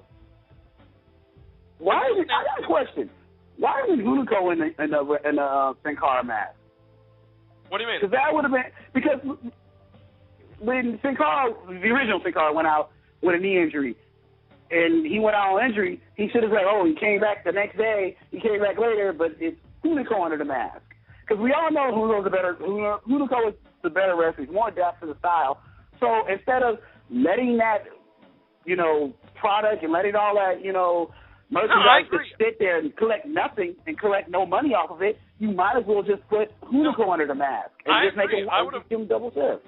I would put Sin Cara back. I would put Hunico under the Sin Cara mask again and brought him out for the remainder of the time, because you're not really doing anything with Hunico anyway. And honestly, nobody's gonna know the fucking difference because they don't see Sin Cara without the mask ever anyway. I mean, A.H. Walker, don't you think when you're dealing with a guy who is 100% masked, as Sin Cara is, where you cannot make out any aspect of his face, and being that they've done it before, should they, instead of playing up the Sin Cara injury, put Hunico under the mask and let him wrestle as Sin Cara in the meanwhile? Or do you think that the internet and knowing everything and dirt sheets and all that would have fucking ruined that to the point they couldn't have gotten away with it? They should let Camacho do it instead. I think there's a little... That's not Sin Cara, it's too big. Yeah, but you would have Booker be like, I'm not sure, I think there's a real Sin Cara. I mean, Booker, man. I mean, I'm glad to have Sin Cara back. I mean, oh my God! Now, did you say Sin Carl? No, Sin Cara, not Sin Carl. Even though my dad in the mask would be kind of interesting. Oh, come on, Carl in the Sin Cara mask is awesome. We actually have a Divas feud going on. I'm gonna let a caller on the line to join us. 281, you're on the line. We're about to talk about the feud going on. We've got Caitlyn with a weird, strange, secret admirer angle going on. What do you think, 281? Does this interest you that this is the first Diva angle they've done in a while, or do you think that this is very lackluster in your opinion? What it do, real A.H. Walker and the rest of the Sunday School podcast crew? It's Chris Scary from Fever Keeps It Real. And yes, I think this might be an interesting Divas feud because, let's face it, the Divas the Divas have been needing one for a long-ass time. Yeah, I mean, now, let me ask you this. Now, this is my concern. We've got Caitlyn with this sort of stalker angle, which art imitates life, because we've been saying for weeks on our shows that in real life there's this guy that's been on Twitter sending Caitlyn these nasty, disturbing tweets. Now, my problem is that they're saying, and the rumor is that the Bella Twins will be revealed as the secret admirers, that they are playing a prank on Caitlyn, that they are basically catfishing her. I mean, do you think that this is the right angle to play, or do you think that this is a waste of time to put the Bellas right back in it? Because doesn't it feel like the Bellas already are prominent in terms of airtime and feuding with whoever the fuck they want? Unless they're trying to make the Bella Twins lesbians, I don't think that's going to work. Well, at least not to my pseudo-adultism knowledge, but still, the point of the matter is this. I really think if there's one Bella Twin that they should have face off against Caitlyn, it should be Nikki. Well, not Nikki, just Brie, but still. I don't think that either of the Bella Twins should face off against Caitlyn like in a handicap situation, you know? Yeah, now this is my problem, A.H. Walker. Now, the Bella Twins we know are going to be the focal points of this Diva Realities TV show, which means that they really don't need any airtime. Now, we've sort of had the tease where AJ is shitting all over Caitlyn and Natalya on SmackDown. She called them men. She made fun of their arm size and just about everything, and Caitlyn responded with the fact that AJ looks like a 12-year-old boy.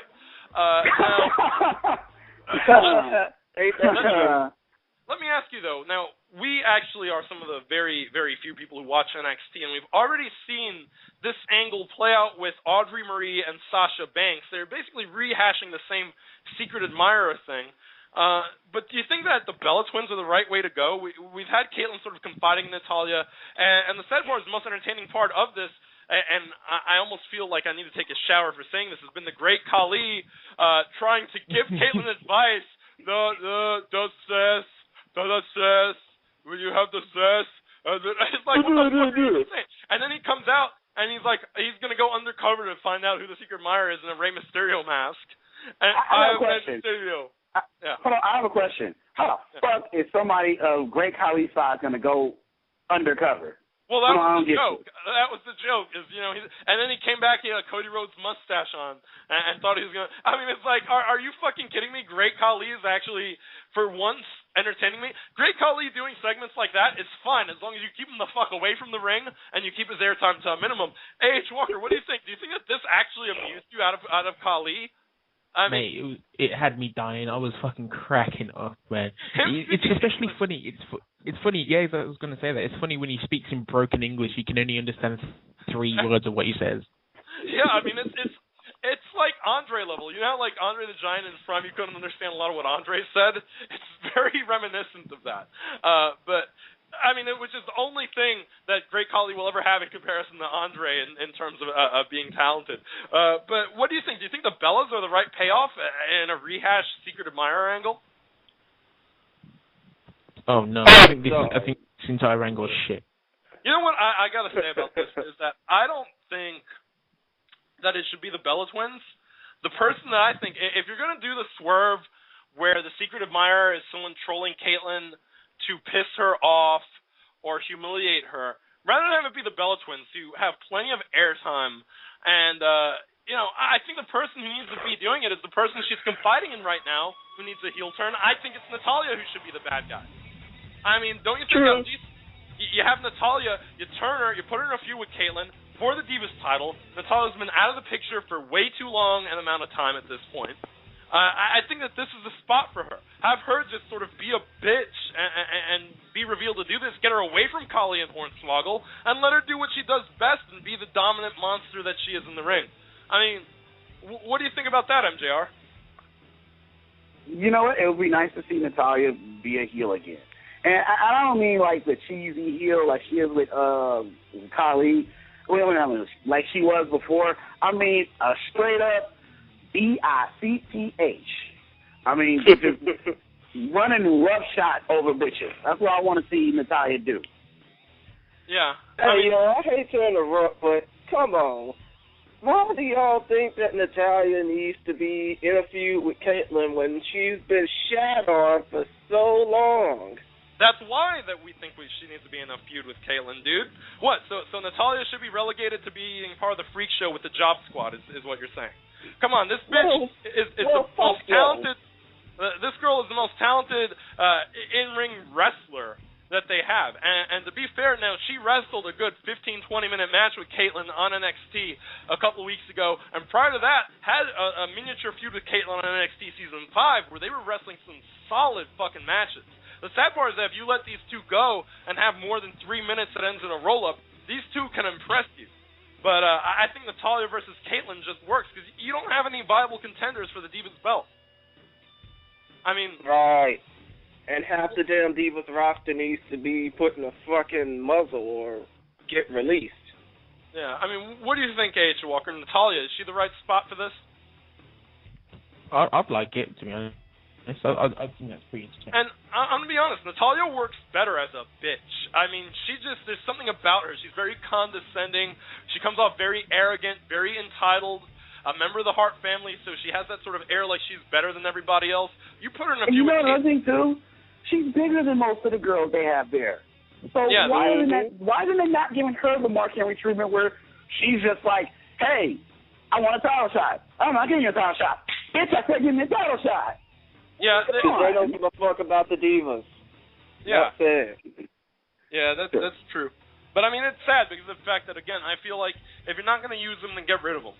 You know, I think that this is the best way to go. I'm not interested in seeing the Divas reality TV show with the Bella Twins.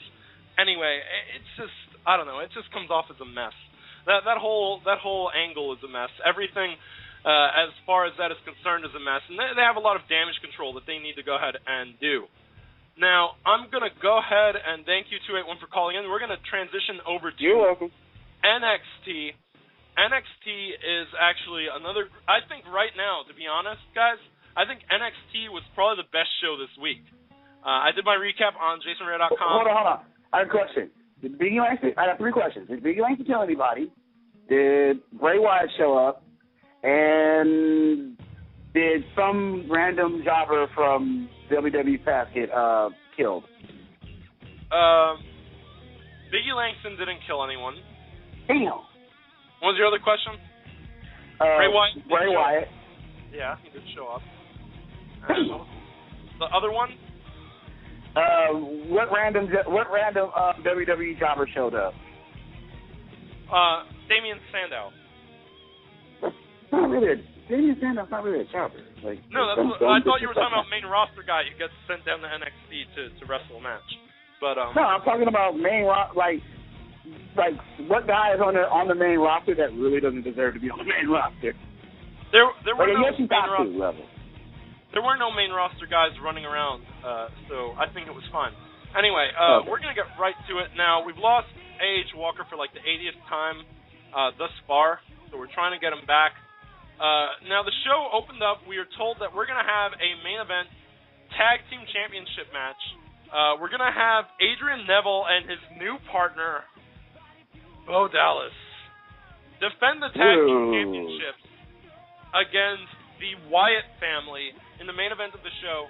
Now, this came about because of the fact that Adrian Neville's partner, Oliver Gray, was injured, torn ACL, will be out for 6 months.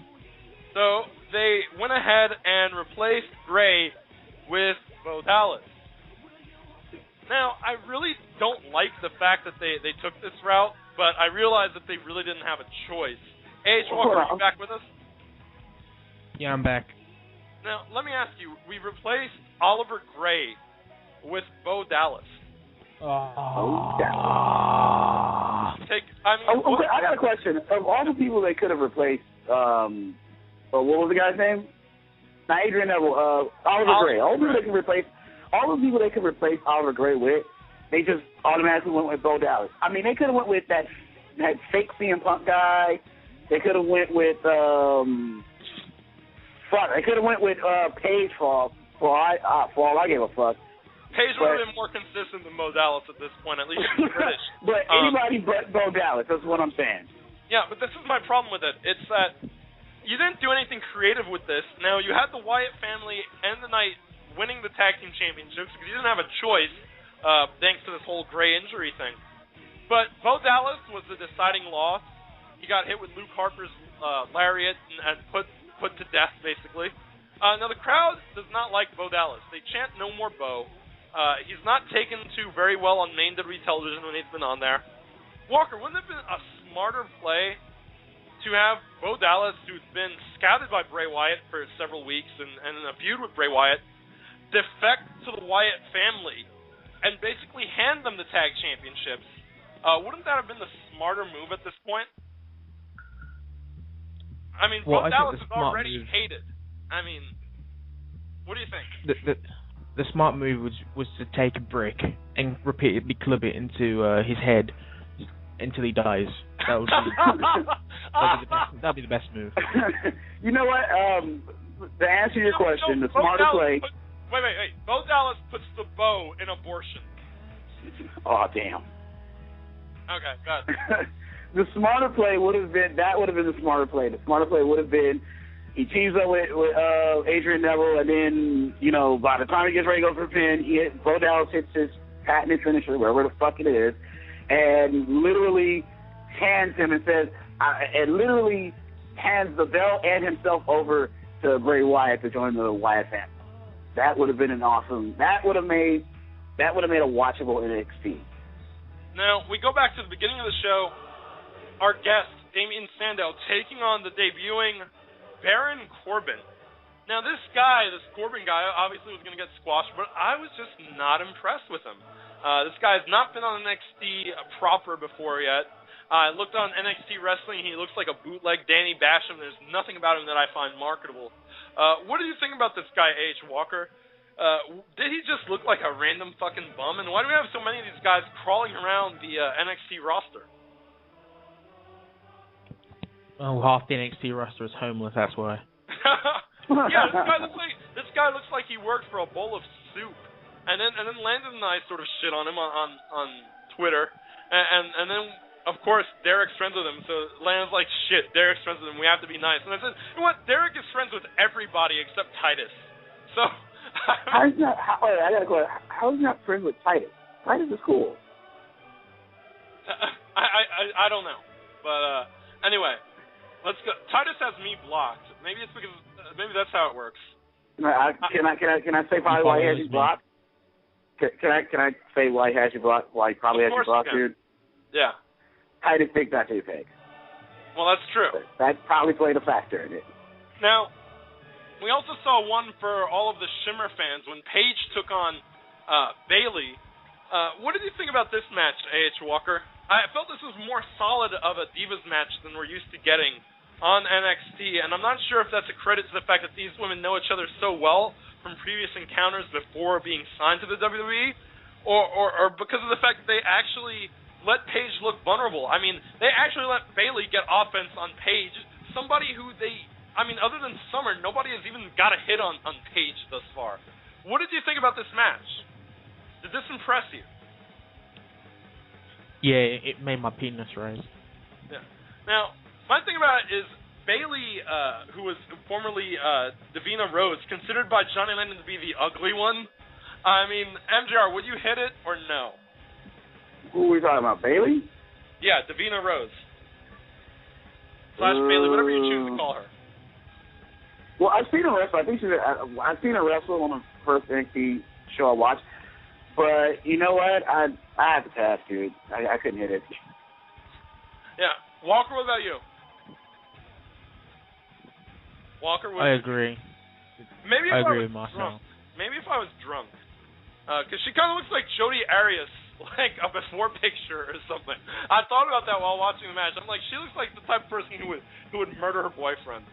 I mean, but after the match, we had Summer Rae come out and do a run-in on Paige in a sports top and short shorts, and it's at this point that I realized that Summer is much flatter than her ring gear or her Fandango dresses suggest. I actually almost felt like I was going to shed tears. I mean, that is just a crime. That is still a mountain I would fucking climb. I don't care. I'm not a breath. It's a mountain, but it has anthills. I mean, you've got 2 anthills on the top in the front and 1 anthill in the back. I mean, still a mountain I would climb. That's a skinny white woman I would fuck up. A.H. Walker, Summer Rae having less tits than a concentration camp victim deter you or not? Nope. It made me rise. It made my penis rise. I touched myself a little. Confirm black people love Summer Rae. All right. She is much prettier in person. Yeah, Nikki Langston. Walker is fapping to Summer Rae, by the way. Now, we had Biggie Langston stop that Walker here on the air. That was Marcel. Biggie Langston, and we had Sandow lay out the challenge. He wants an NXT title opportunity against Langston. Now, what did you think about this? Do you think that this is sort of a route that we should not take on NXT of having the established WWE talent compete for the NXT Championship, Walker? Do you think that this sort of detracts from NXT being what it is when you have guys bump back down like Sandow and say, "Hey, I want to wrestle for the NXT title"? I mean, I compared it to if you left middle school, you graduated, and then after you were in high school, you went back down to middle school to try to choose your girlfriends. It comes off as kind of creepy, and that's what Damien Sandow was doing. I mean, what do you think about this? To me, it came across as like hey, here's this big WWE star. He's coming down to make the NXT. He's coming down to fight the NXT title. It must make the NXT title seem a bit better than it should be. That's what I thought. Trying to put validity to it. My take on it is I'm still confused. You've got Big E as a face on one show, a heel on the other. You're throwing Sandow down there, which Sandow is above the NXT level at this point. I mean, I'm not really sure I like it, but I feel like, again, we haven't built anyone else on NXT to be a viable threat to Big E Langston. I mean, there's no doubt about it. It's going to be a decent match. Sandow will get some good shit out of Big E Langston. But what do you think about MJR? Should they keep the established WWE guys away from the NXT Championship at this point? Well, no. As long as they don't win it, I'm fine with it. If they're just there to kind of bring some kind of prestige, and kind of get more eyes on the fight, I'm like, what? John Cena's going to fight for the NXT title? I gotta watch that. As long as it gets eyes on the screen and he never wins, and none of the established talent wins the title, then it's perfectly okay. Now, the interview was held by some skinny guy whose name I don't know, and my first instinct when I saw this guy interviewing Langston and Sandow was, where the fuck is Dolph Ziggler's brother? So we go back to the ring, and there he is, Briley Pierce having his first match. No explanation for the transition of Briley Pierce, the announcer, to Briley Pierce, the wrestler. He's taking on Sakamoto. I got a question. Yeah. Is this the same guy that trapped his Beretta in a closet somewhere eating chips? Yes, that's the same guy. That was funny. Okay. He's like, hey Trent, want to come wrestle? Sure.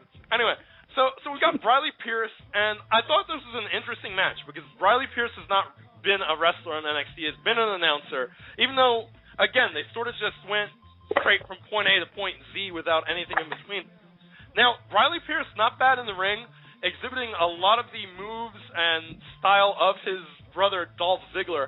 As a matter of fact, the commentators acknowledge the fact that they're blood related. Do you think that helps his chances going forward, A.H. Walker, to basically go ahead and ignore the fact that they have two different last names? This is Dolph Ziggler's younger brother. And he did the handstand headlock and a couple of other signature Dolph moves. His ring attire is very similar to Dolph Ziggler's ring attire. What did you think about that? Do you think that this is a good showing for the guy? Walker? I thought it was really good, man. He proves he can go, man. I liked it. I enjoyed it. Now, unfortunately for him and for his opponent Sakamoto, they were murdered by Conor O'Brien for no reason. Conor, who hasn't been seen on NXT in a while, just destroys them both.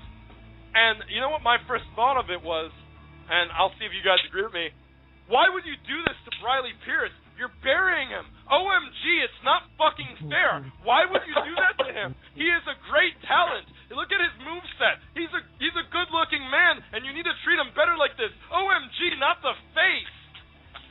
Oh, I'm sorry. I have the wrong Nemes.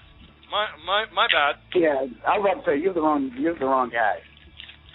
Oh, I'm sorry. I mean, they do look. You could tell they're related, but afterwards you had Briley Pierce say that Conor O'Brien made the biggest mistake of his life with Sakamoto, and I think we've seen the new formation of a gay community team.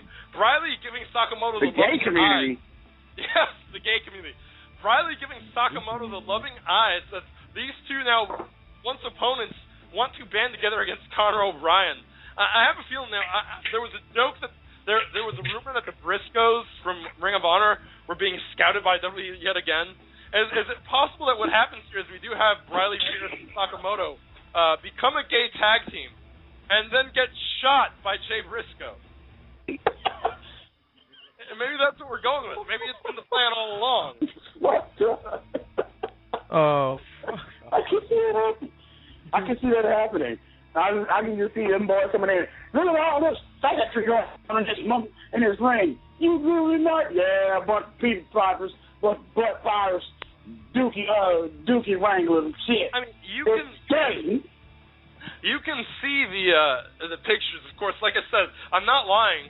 Briley and Sakamoto look like an openly gay couple right there towards the end. Now, basically before the title match, which you already spoke about, we had Cassius Ohno taking on the missing member of Hunico's gang, Camacho.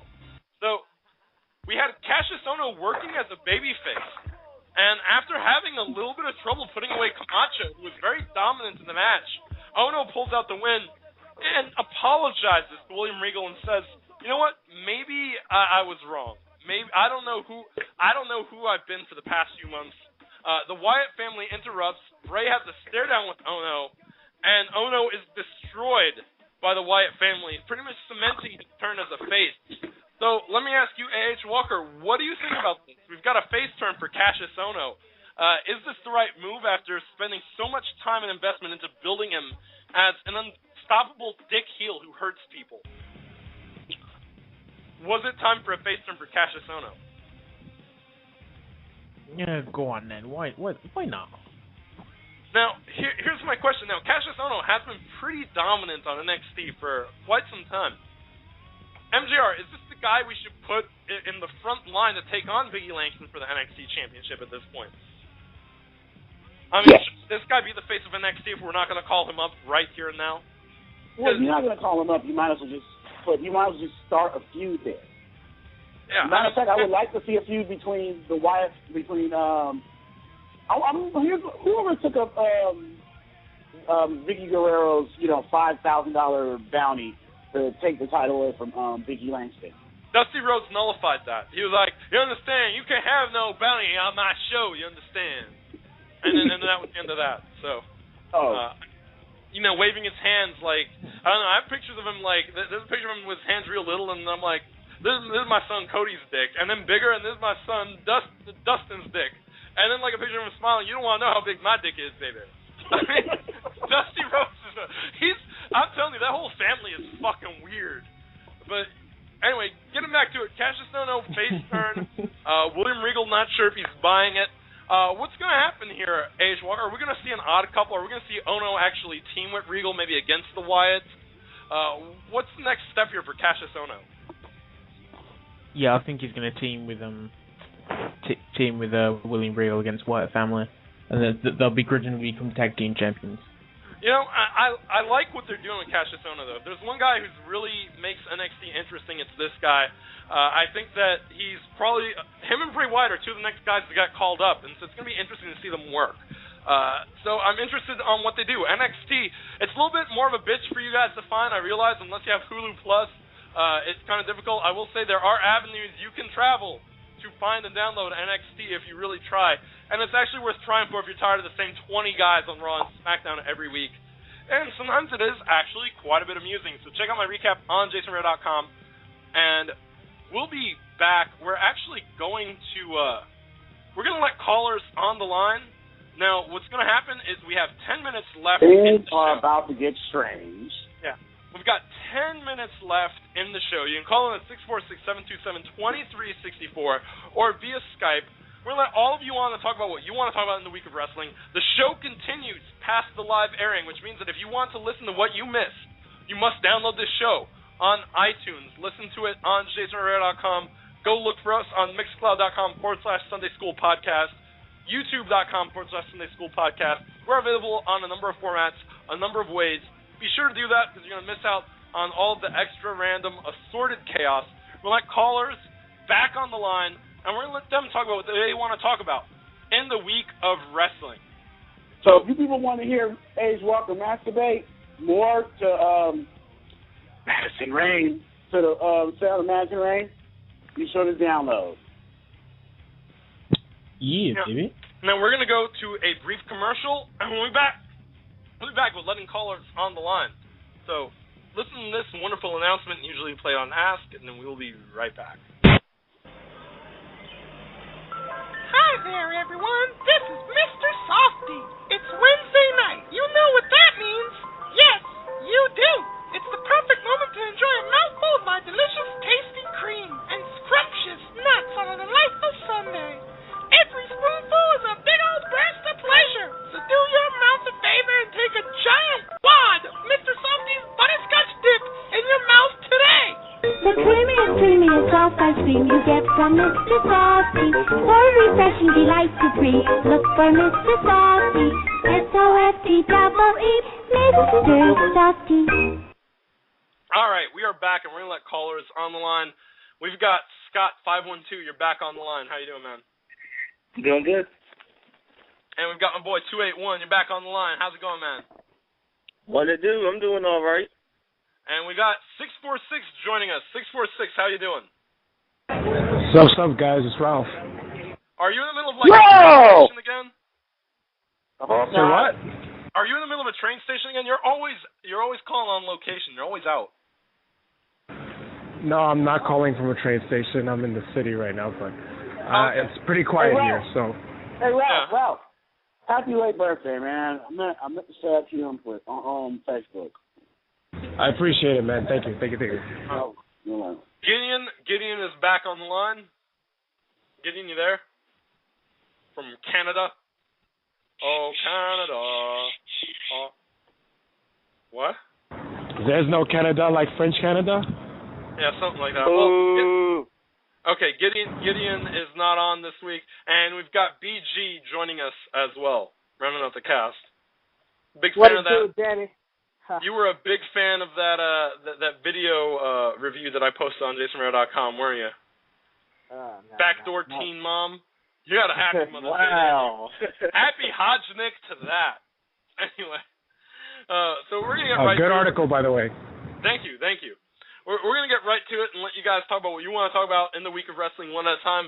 Starting with you, Scott512. Scott, what do you think? What do you want to talk about in the week of wrestling that we didn't discuss on the show?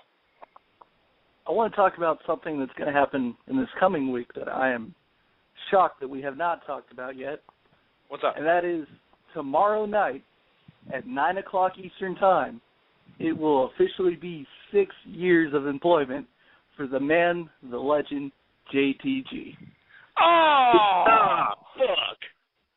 6 years? How is this guy? I've said it before. I don't know how he stays employed. Like I said, he's just too gay for Pat Patterson. Yeah, he might be on the DL. I mean, I've said before, I think that he's got some nasty. He's got Linda McMahon sucking someone's dick that isn't Vince's in a fucking manila envelope in a file cabinet somewhere. Because I don't know how this man stays employed. I mean, 281. What do you think? 6 years of JTG. JTG alone, no shad, is in the WWE gainfully employed in 2013. Seriously? What the fuck? I mean, I swear, if they don't release this guy quick, there's going to be a fucking problem. That guy's been standing there for far too long. I think the mystery has been revealed, man. I think we know why Brock Lesnar trashed that office. He's like, you know what? You're head of talent. Bork don't like that you got JTG still on payroll. I mean, Ralph, what do you think? How does JTG stay employed? What does he have that keeps his job secure? I think he continues with the coonery that Vince McMahon likes to see on TV, and that's why. Coonery? Is that a word? Yeah. Well, it is. You know, I'm waiting for somebody to now make a racist caricature black version of Sean Connery and name him Sean Coonery. I'm sure that's coming to Twitter near you. No, that exists. He's called Mr. Popo. Oh, God. Why do you know that? That's fucking racist. MJR. JTG, 6 years in the WWE, barring that one stint. He was released for a brief period in between. But they brought him back pretty quick. But 6 years of JTG, how? How did this happen? Why did this happen? How about this? If they're keeping him around because he's got dirt on the McMahon, good for you, man. I hope you stay employed, brother. Can't knock your hustle.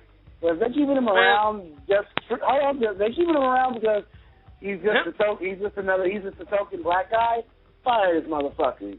He must have cuckolded Stephanie McMahon at some point. I don't know how this guy keeps around. I mean, what do you think, BG? Why is JTG still here? Wow. Isn't that something? JTG gets brought up when I'm the one that made a good point about him and he bitched on Twitter about it. Wow. I don't know how he's still employed. The WWE has reached its black quota of actual good enough wrestlers. JTG is just around. We really need to find out why he's not fired. A.H. Walker, let me ask you, what's going on? Why is JTG still with the company? Walker? He probably fucked Triple H in the ass. That's I got to go with this. I think that McMahon's honestly forgot JTG is still employed and still under contract. He's probably hiding somewhere. He doesn't pick up the... When he sees Levesque, Hunter on his caller ID, he does not pick up. He's like, fuck that. I'm not picking up. And he's like, I'm not getting fired. I mean, I'm telling you, I don't know how he manages to stay employed. It's a fucking miracle on 34th Street, if there was one, that JTG has spent 6 years with the WWE and done absolutely nothing as a singles competitor that is remotely relevant.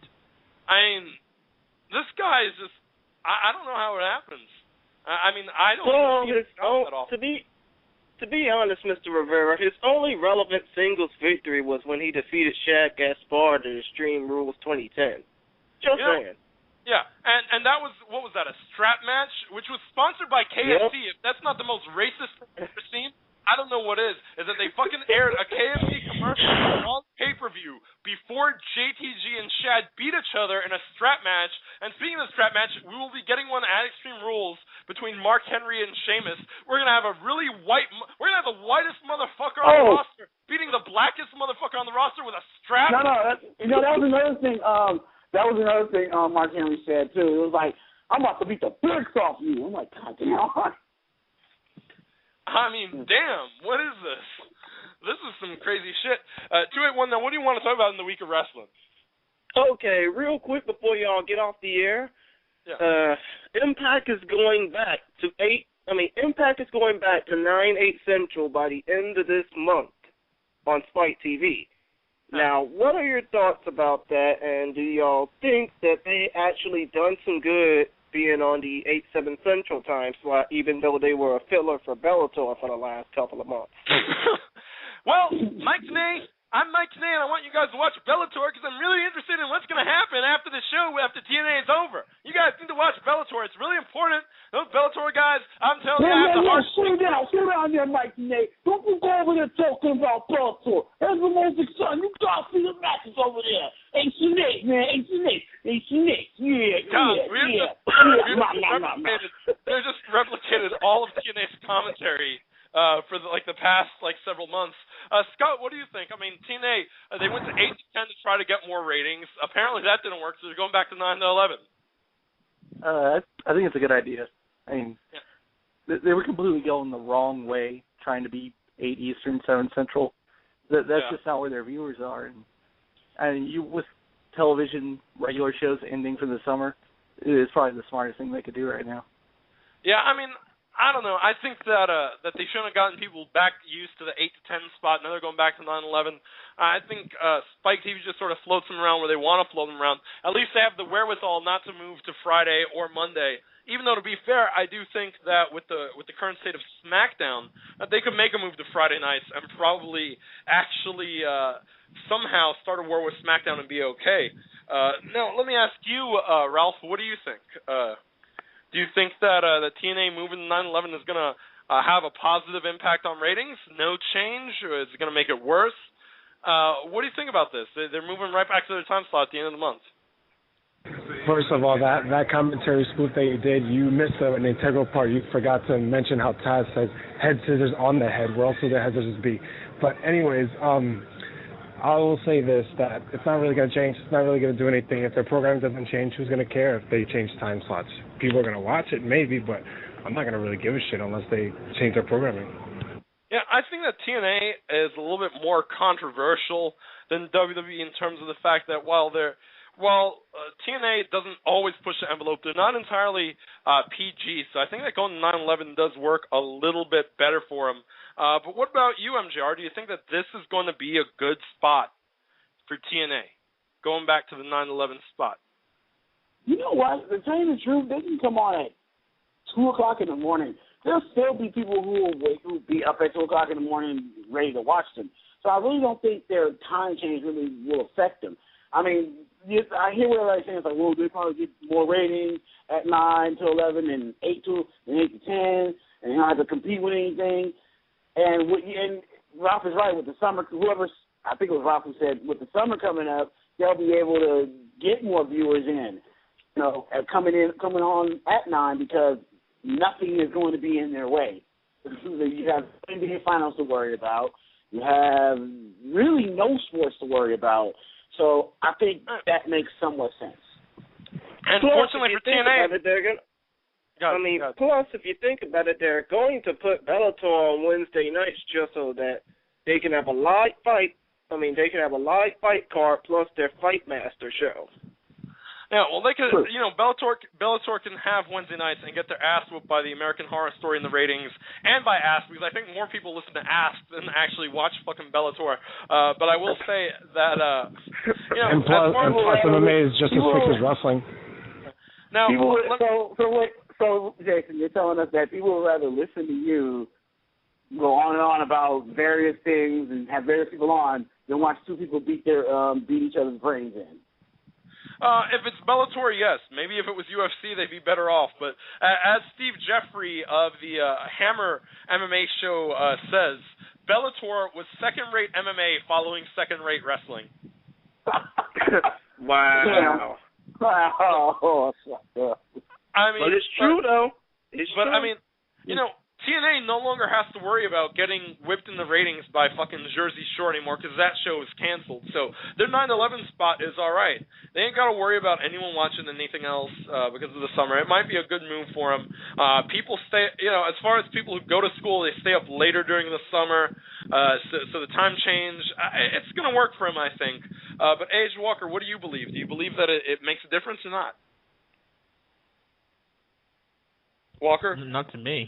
I watch that show on the internet, so it doesn't really do to me. You know what gets me about it, guys, is the fact that Dixie Carter said that it was a big announcement. Everything is a fucking big announcement to her. If AJ Styles needs to learn. You know what Dixie Carter needs to learn? Dixie Carter needs to learn how to stop over-promising and under-delivering. Instead of that's what she needs to learn. Did you hear Dixie Carter fuck Homicide?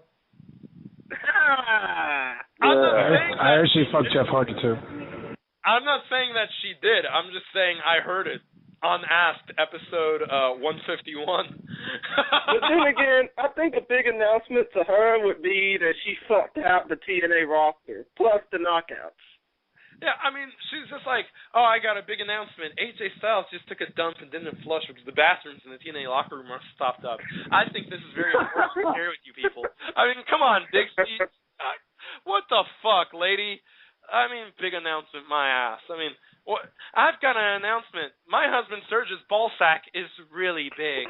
I mean, everything. I have an announcement. You fuck. Wait. I'm getting the news in. Dixie Carter has another announcement. She fucking sucks. Now it's over. That's not news to anybody. And now, speaking of news, Ralph, what do you want to talk about in the week of wrestling that we haven't talked about yet? Oh, so me? Yes. Okay. You know what? Let's go back to Mark Madden and his whole they should fire Austin Aries. It was Ralph. Oh, yeah. You hurt Ralph's feelings, but he'll get back at you later. We'll talk. Okay, go ahead, MJR. Yeah, let's go back to Mark Madden's plea and his dumbass.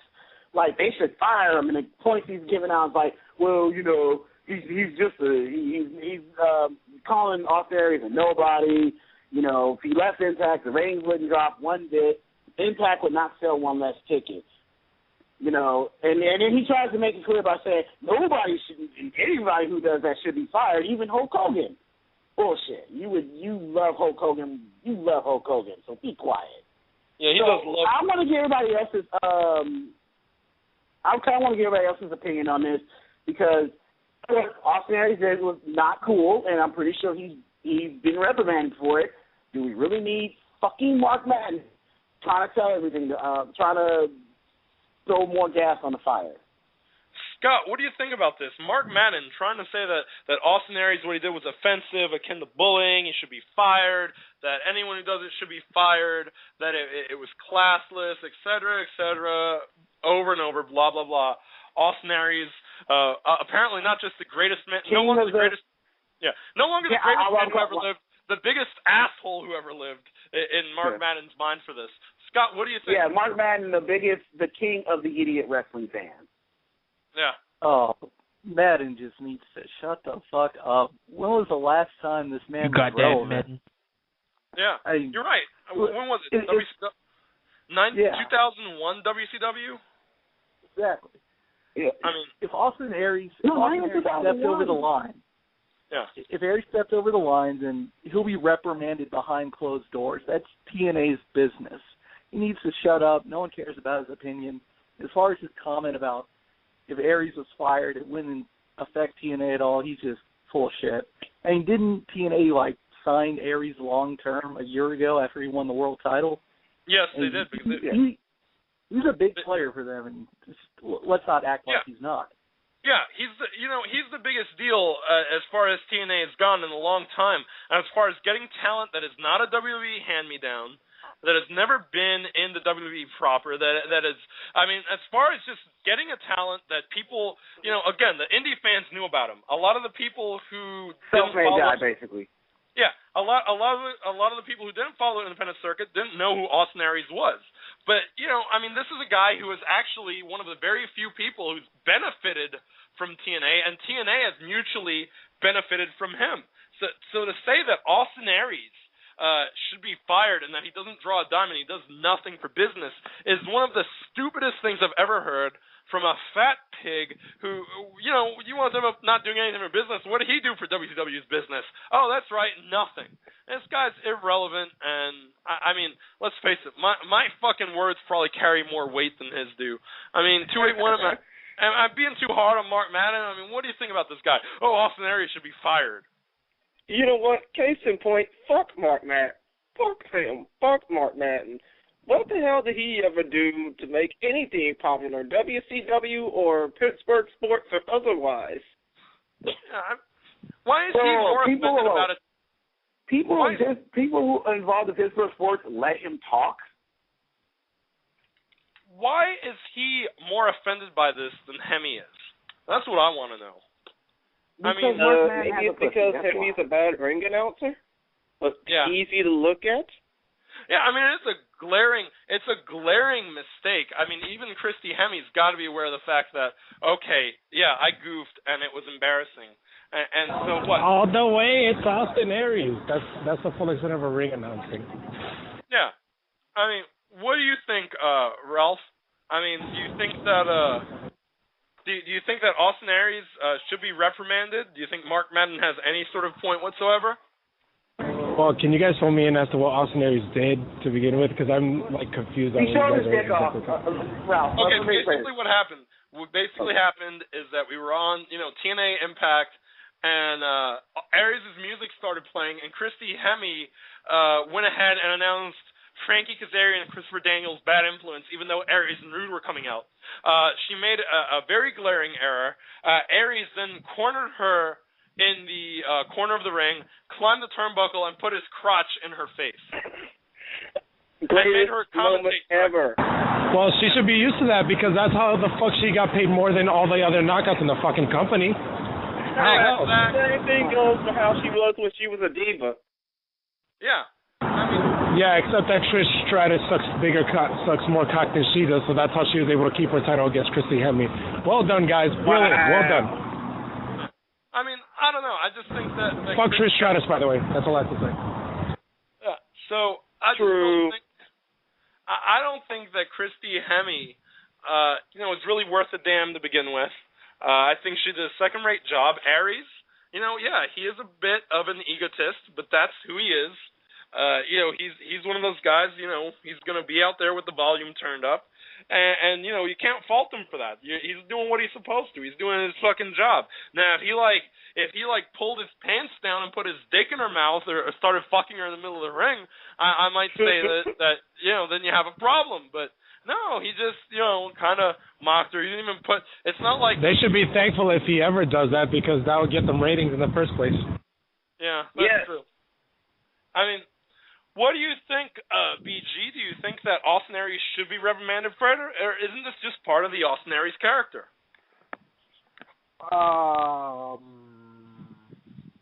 Now that I've been informed of what the hell's actually going on, and I actually saw it, he shouldn't be reprimanded. That's part of the character.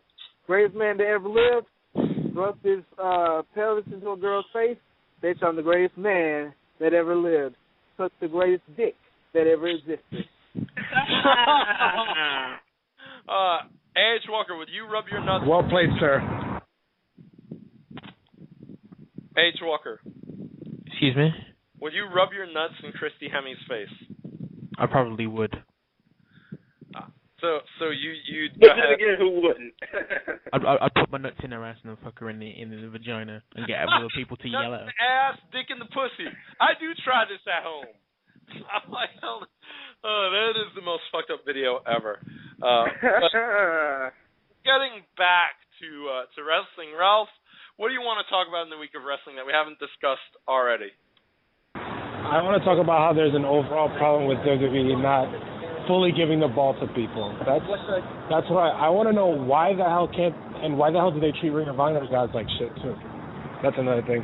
But just why don't they fully give the ball to people? That's the only thing. Wait a minute. Now, you can't exactly say, Ralph, that they've never fully given the ball to anyone from Ring of Honor, because this is a company that has put CM Punk and Daniel Bryan both in very, very, very prominent spots. Yes, but they took them off in the most unceremonious way.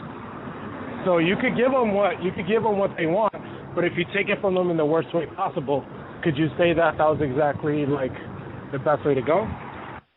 I don't think so. I think the Daniel Bryan way was bad. I don't think there was a problem with the CM Punk method. But let's throw it. I mean, Scott, do you think that WWE is going to bury anybody from Ring of Honor? And I mean, as far as not giving the ball, there's plenty of people that not giving the ball to. But what do you think? No, absolutely not.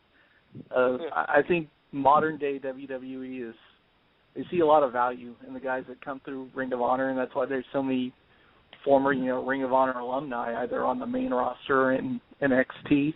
There'll probably be more names to come. As far as them getting the ball, I would say CM Punk was given the ball. I mean, definitely. And he fucking ran with it. What? He ran with it, and he scored a fucking touchdown with that one. Absolutely. I mean, maybe Daniel Bryan hasn't gotten that yet, but, I mean, he's got a lot in front of him. I wouldn't be surprised if he got something like that someday. Yeah, exactly. I don't think Daniel Bryan's best days are past him. I think they're in front of him. I mean, what do you think, 281? Is WWE not giving the ball to these Ring of Honor guys, or do you think that they don't give the ball to anybody? I think there's a lot of guys that they've given the ball to, but what do you think? Nah, come to think of it, I think they're not going to give the ball to the Briscoes, mostly because of that stupid shit that Jay Briscoe said last week talking about, oh, you know what, if anybody tries to teach my kids that it's okay to be gay, I'm going to shoot them in their fucking head. Yeah, shit like that. By the time, hold on, I'm going to respond to that. By the time the Briscoes get up to a level, all that will be forgotten about. Yeah, but you know what? I don't think everyone that was in the rumor mill. I don't think the Briscoes are going to get signed by the WWE. They've already been denied once for not being cosmetically pleasing. WWE is not going to touch them now because of that racial slur. If you remember, this is the same company that posted a formal statement that they will not do business with Scorpio Sky because he called Glenn, who's been on this show many times, a faggot on Twitter. So they're definitely not going to touch the Briscoes. Hold on. Hold on. Let me say this. I agree with Scorpio Sky calling Glenn a faggot. But he should have did it in a direct message instead of on So Twitter. do I. I definitely I endorse that message. Glenn's gonna hear this show and be like, fuck both of you. Fuck both of you. So, I mean, what do you think, MJR? Do you think that WWE buries people and doesn't give them the ball? I mean, do you think it's going to be something that happens to all Ring of Honor people? I mean, can we really say that when we've got say that. When we've got like CM Punk, Daniel Bryan, Seth Rollins, Antonio Cesaro, all to name a few, with having had prominent spots? Yeah, you can't really say they're burying Ring of Honor talent because, like you said, all the people you just named are top guys. All those guys have come in and have, they came in and made an impact. It's going to take some guys from some guys they bring in from Ring of Honor. It's going to take them a little time to kind of get used to it. You still have to remember, WWE is not Ring of Honor. Ring of Honor prides itself on good in-ring work. WWE prides itself on good storylines and being able to connect with the crowd overall. If you're somebody from Ring of Honor and you can come in and you have both, you're getting shot up to the top. But if you're somebody who only has that ring, who only has a good ring work, then you're going to have to work at that a little longer. So it's not getting buried. It's like, look, we're a business. This is what we do. So you learn how to connect with the audience. You're going to be stuck in NXT, working up. You're going to be stuck in NXT working on that. Mm-hmm. Just like with El Generico. Again, great in-ring competitor. But I don't know, but I have never heard him on a mic before. What are you talking about? El Generico's not signed by WWE. You're out of your fucking mind. Sami Zayn is signed by the WWE. Yeah. He doesn't understand why. My bad. What are you talking about? I mean, this is a new wrestler. I mean, he's this guy. He's just sort of come up out of nowhere. Never had previous wrestling experience to my knowledge. Very good guy. Nice guy. I've met him before. But he doesn't understand why you people are out there mistaking him for this El Generico fellow. He's never met him, apparently. This Generico guy is off taking care of orphans somewhere, to his knowledge. He doesn't really understand why people chant Ole every time that Zayn wrestles a match. He's flattered, but at the same time, apparently he doesn't have anything to do with this. So you guys need to get it straight. It's a case of mistaken identity. I mean, everybody has a twin, they say. If you're El Generico, if you're somebody from Ring of Honor, may you be, El Generico if you got signed, or you're the Briscoes. You're gonna have to have some sort of connection to the audience. Anyone either that or have a connection to Michael P.S. Hayes.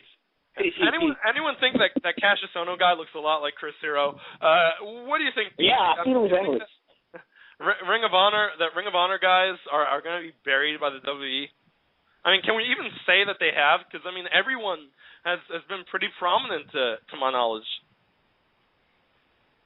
I really can't say that shit for sure. I mean, I really can't say that shit for certain. But I hate to break topic. I know that y'all want to talk about ROH guys transcending to the WWE, but still, one more thing before this show ends, and I know that y'all probably don't follow Piro-Risu as much, but what are your thoughts about Japanese wrestling legend and former ROH mainstay Kenta Kobashi retiring?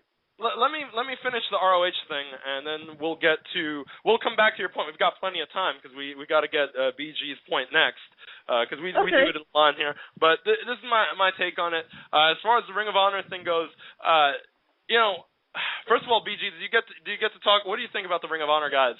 Do you think they're going to be buried by the WWE machine, or do you think that that's preposterous considering that a lot of them have been pushed?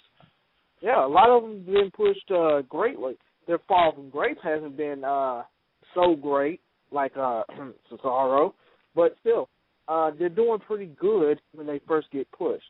Takes them a while, but at least they'll get there. Just gotta be patient.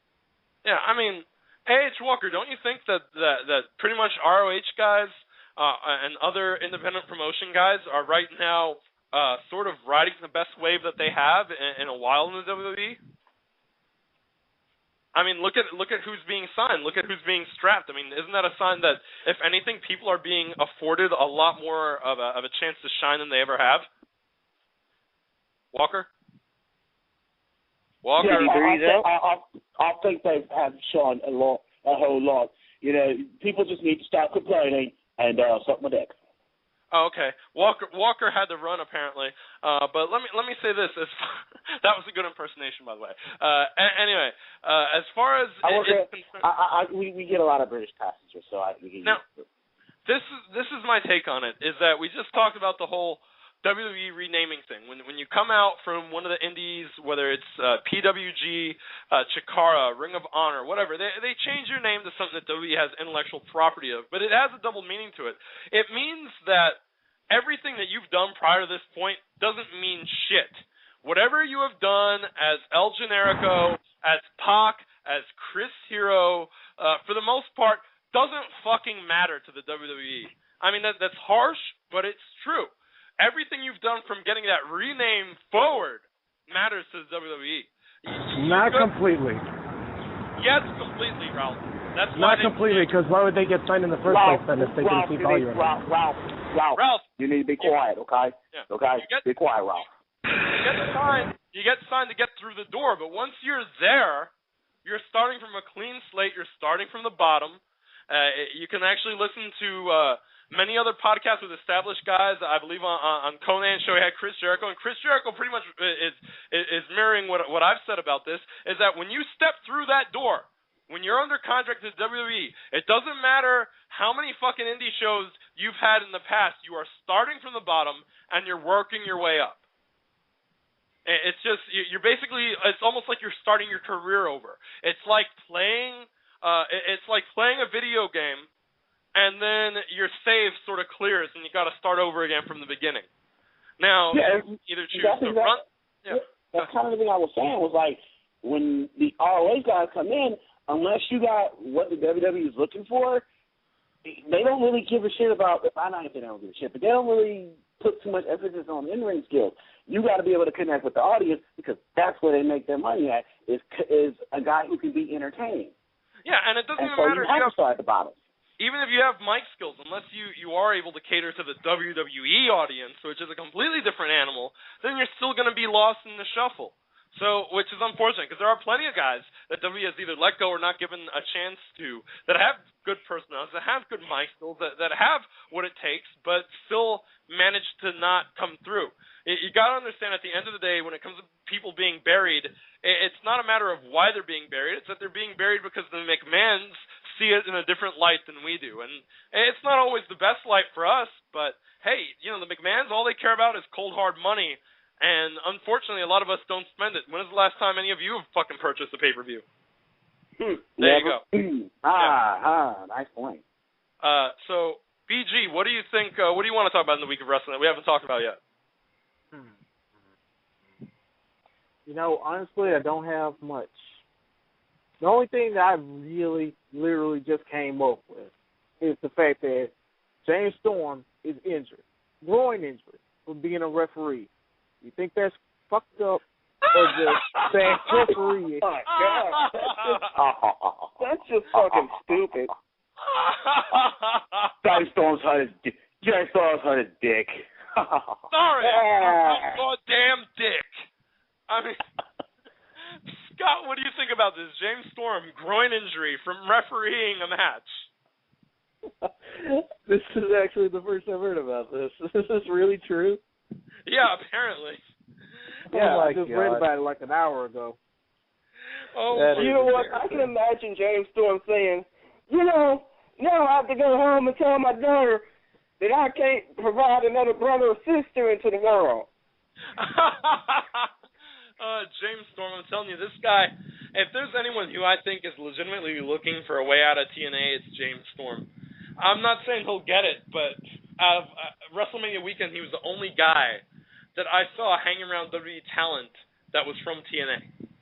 And rubbing elbows with everyone and talking with them. And I think that's a sign James Storm wants out of here. But I think if you can't even keep your dick healthy, Vince McMahon's probably saying, he's not a real man. Because he got his dick hurt refereeing a match. But I'm telling you, what do you think, man? 281. I mean, James Storm, groin injury, refereeing a match? How sad is that? You wrestle, you don't get hurt. You ref a match, you hurt your dick. I'm sorry, I just can't say shit about that. But still, I just hope this... No, wait, what the fuck am I saying? Of course this is going to hurt his chances at being back at the top. But still, if you think about it, isn't this like the weirdest fucking injury you guys have ever heard? I don't know, maybe second weirdest. I think the weirdest was X-Pac rupturing his asshole after missing a run. Right. Which is disturbing. I mean, Ralph, what do you think? James Storm, groin injury for reffing a match? Well, you know why he got that? Wait a minute, in the background? That's just cars passing through, but you know why he got that? You know why? Because he hangs out with rednecks and long necks of my friends. Oh, no. No, I don't think you should do that. I think you need to go back and find a Mr. Softy truck and let them play the music in the background. No, that's not me. That's not me. That's not you. Who the fuck has a Mr. Softy truck in the background? Oh, sorry, that's me. That's the ice cream truck outside.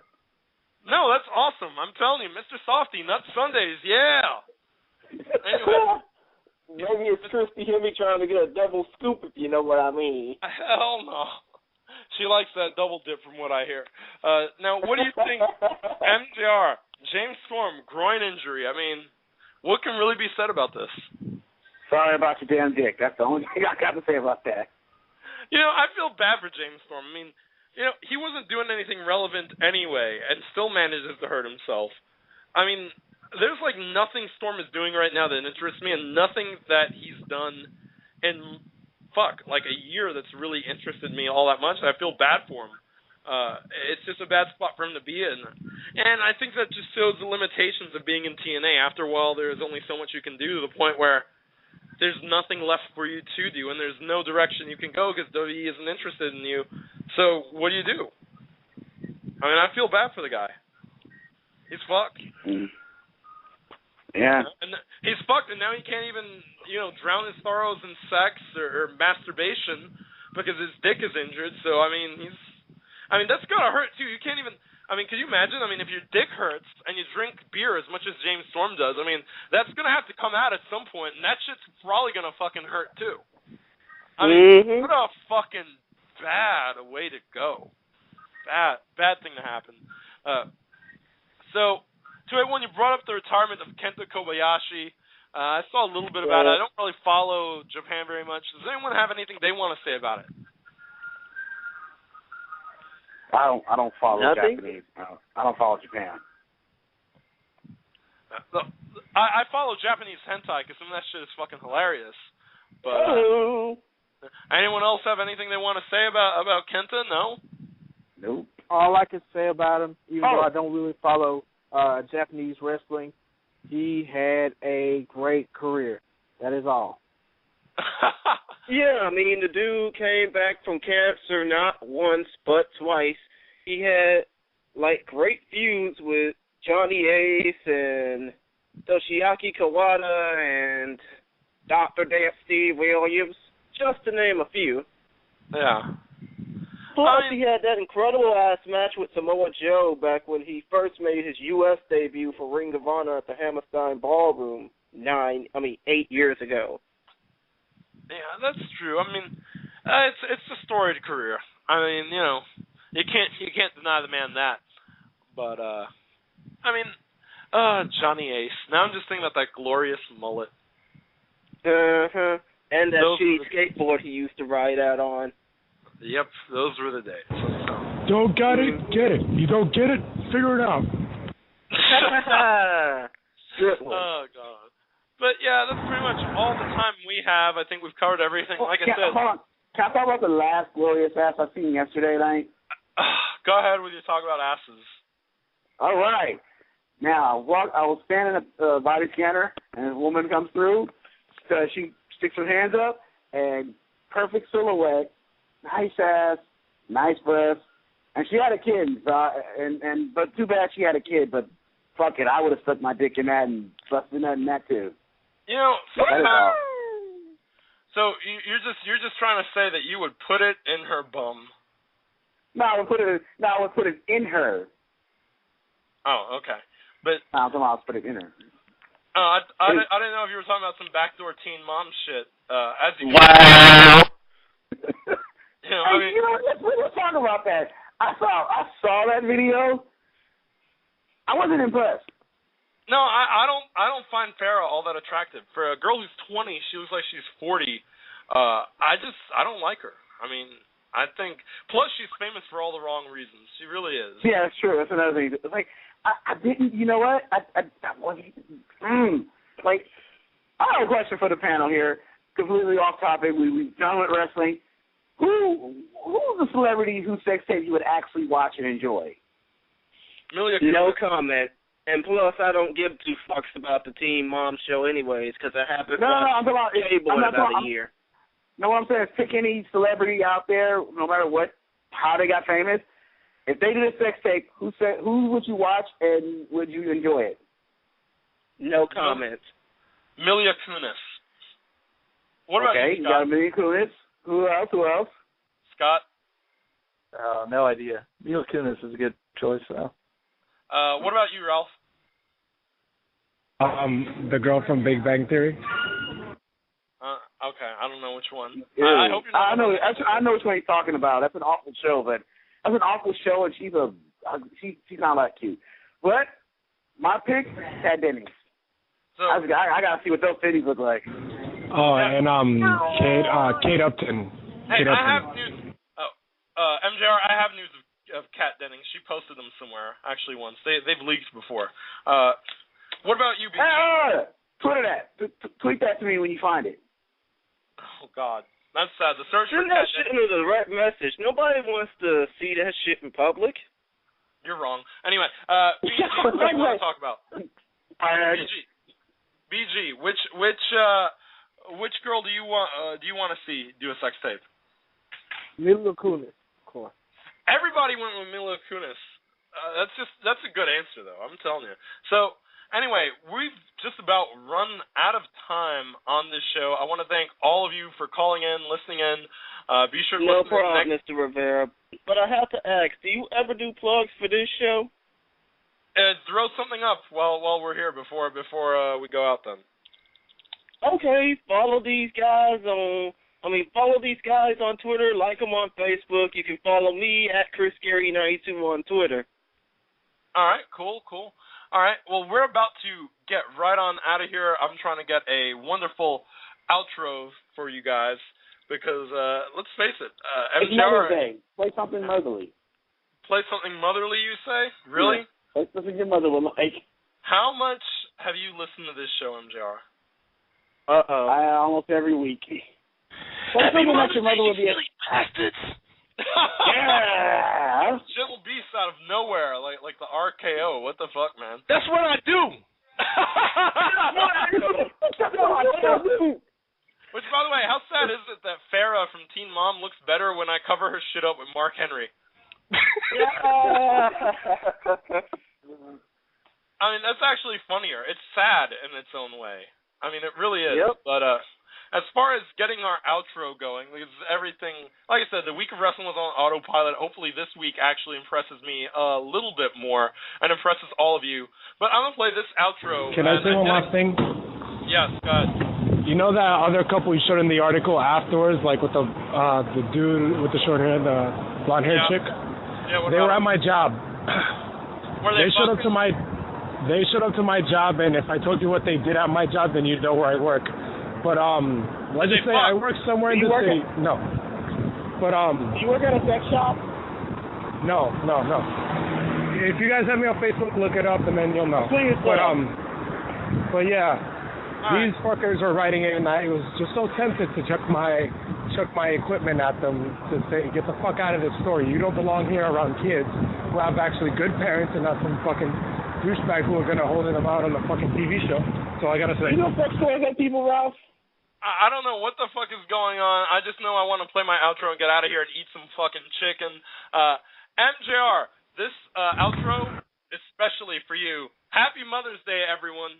Happy Mother's Day. Oh my God, Becky, look at her butt. Look at her It's so big. She looks like one of those rap guys' girlfriends. Who understands those rap guys? They only talk to her because she looks like a total prostitute, okay? I mean, her butt is just so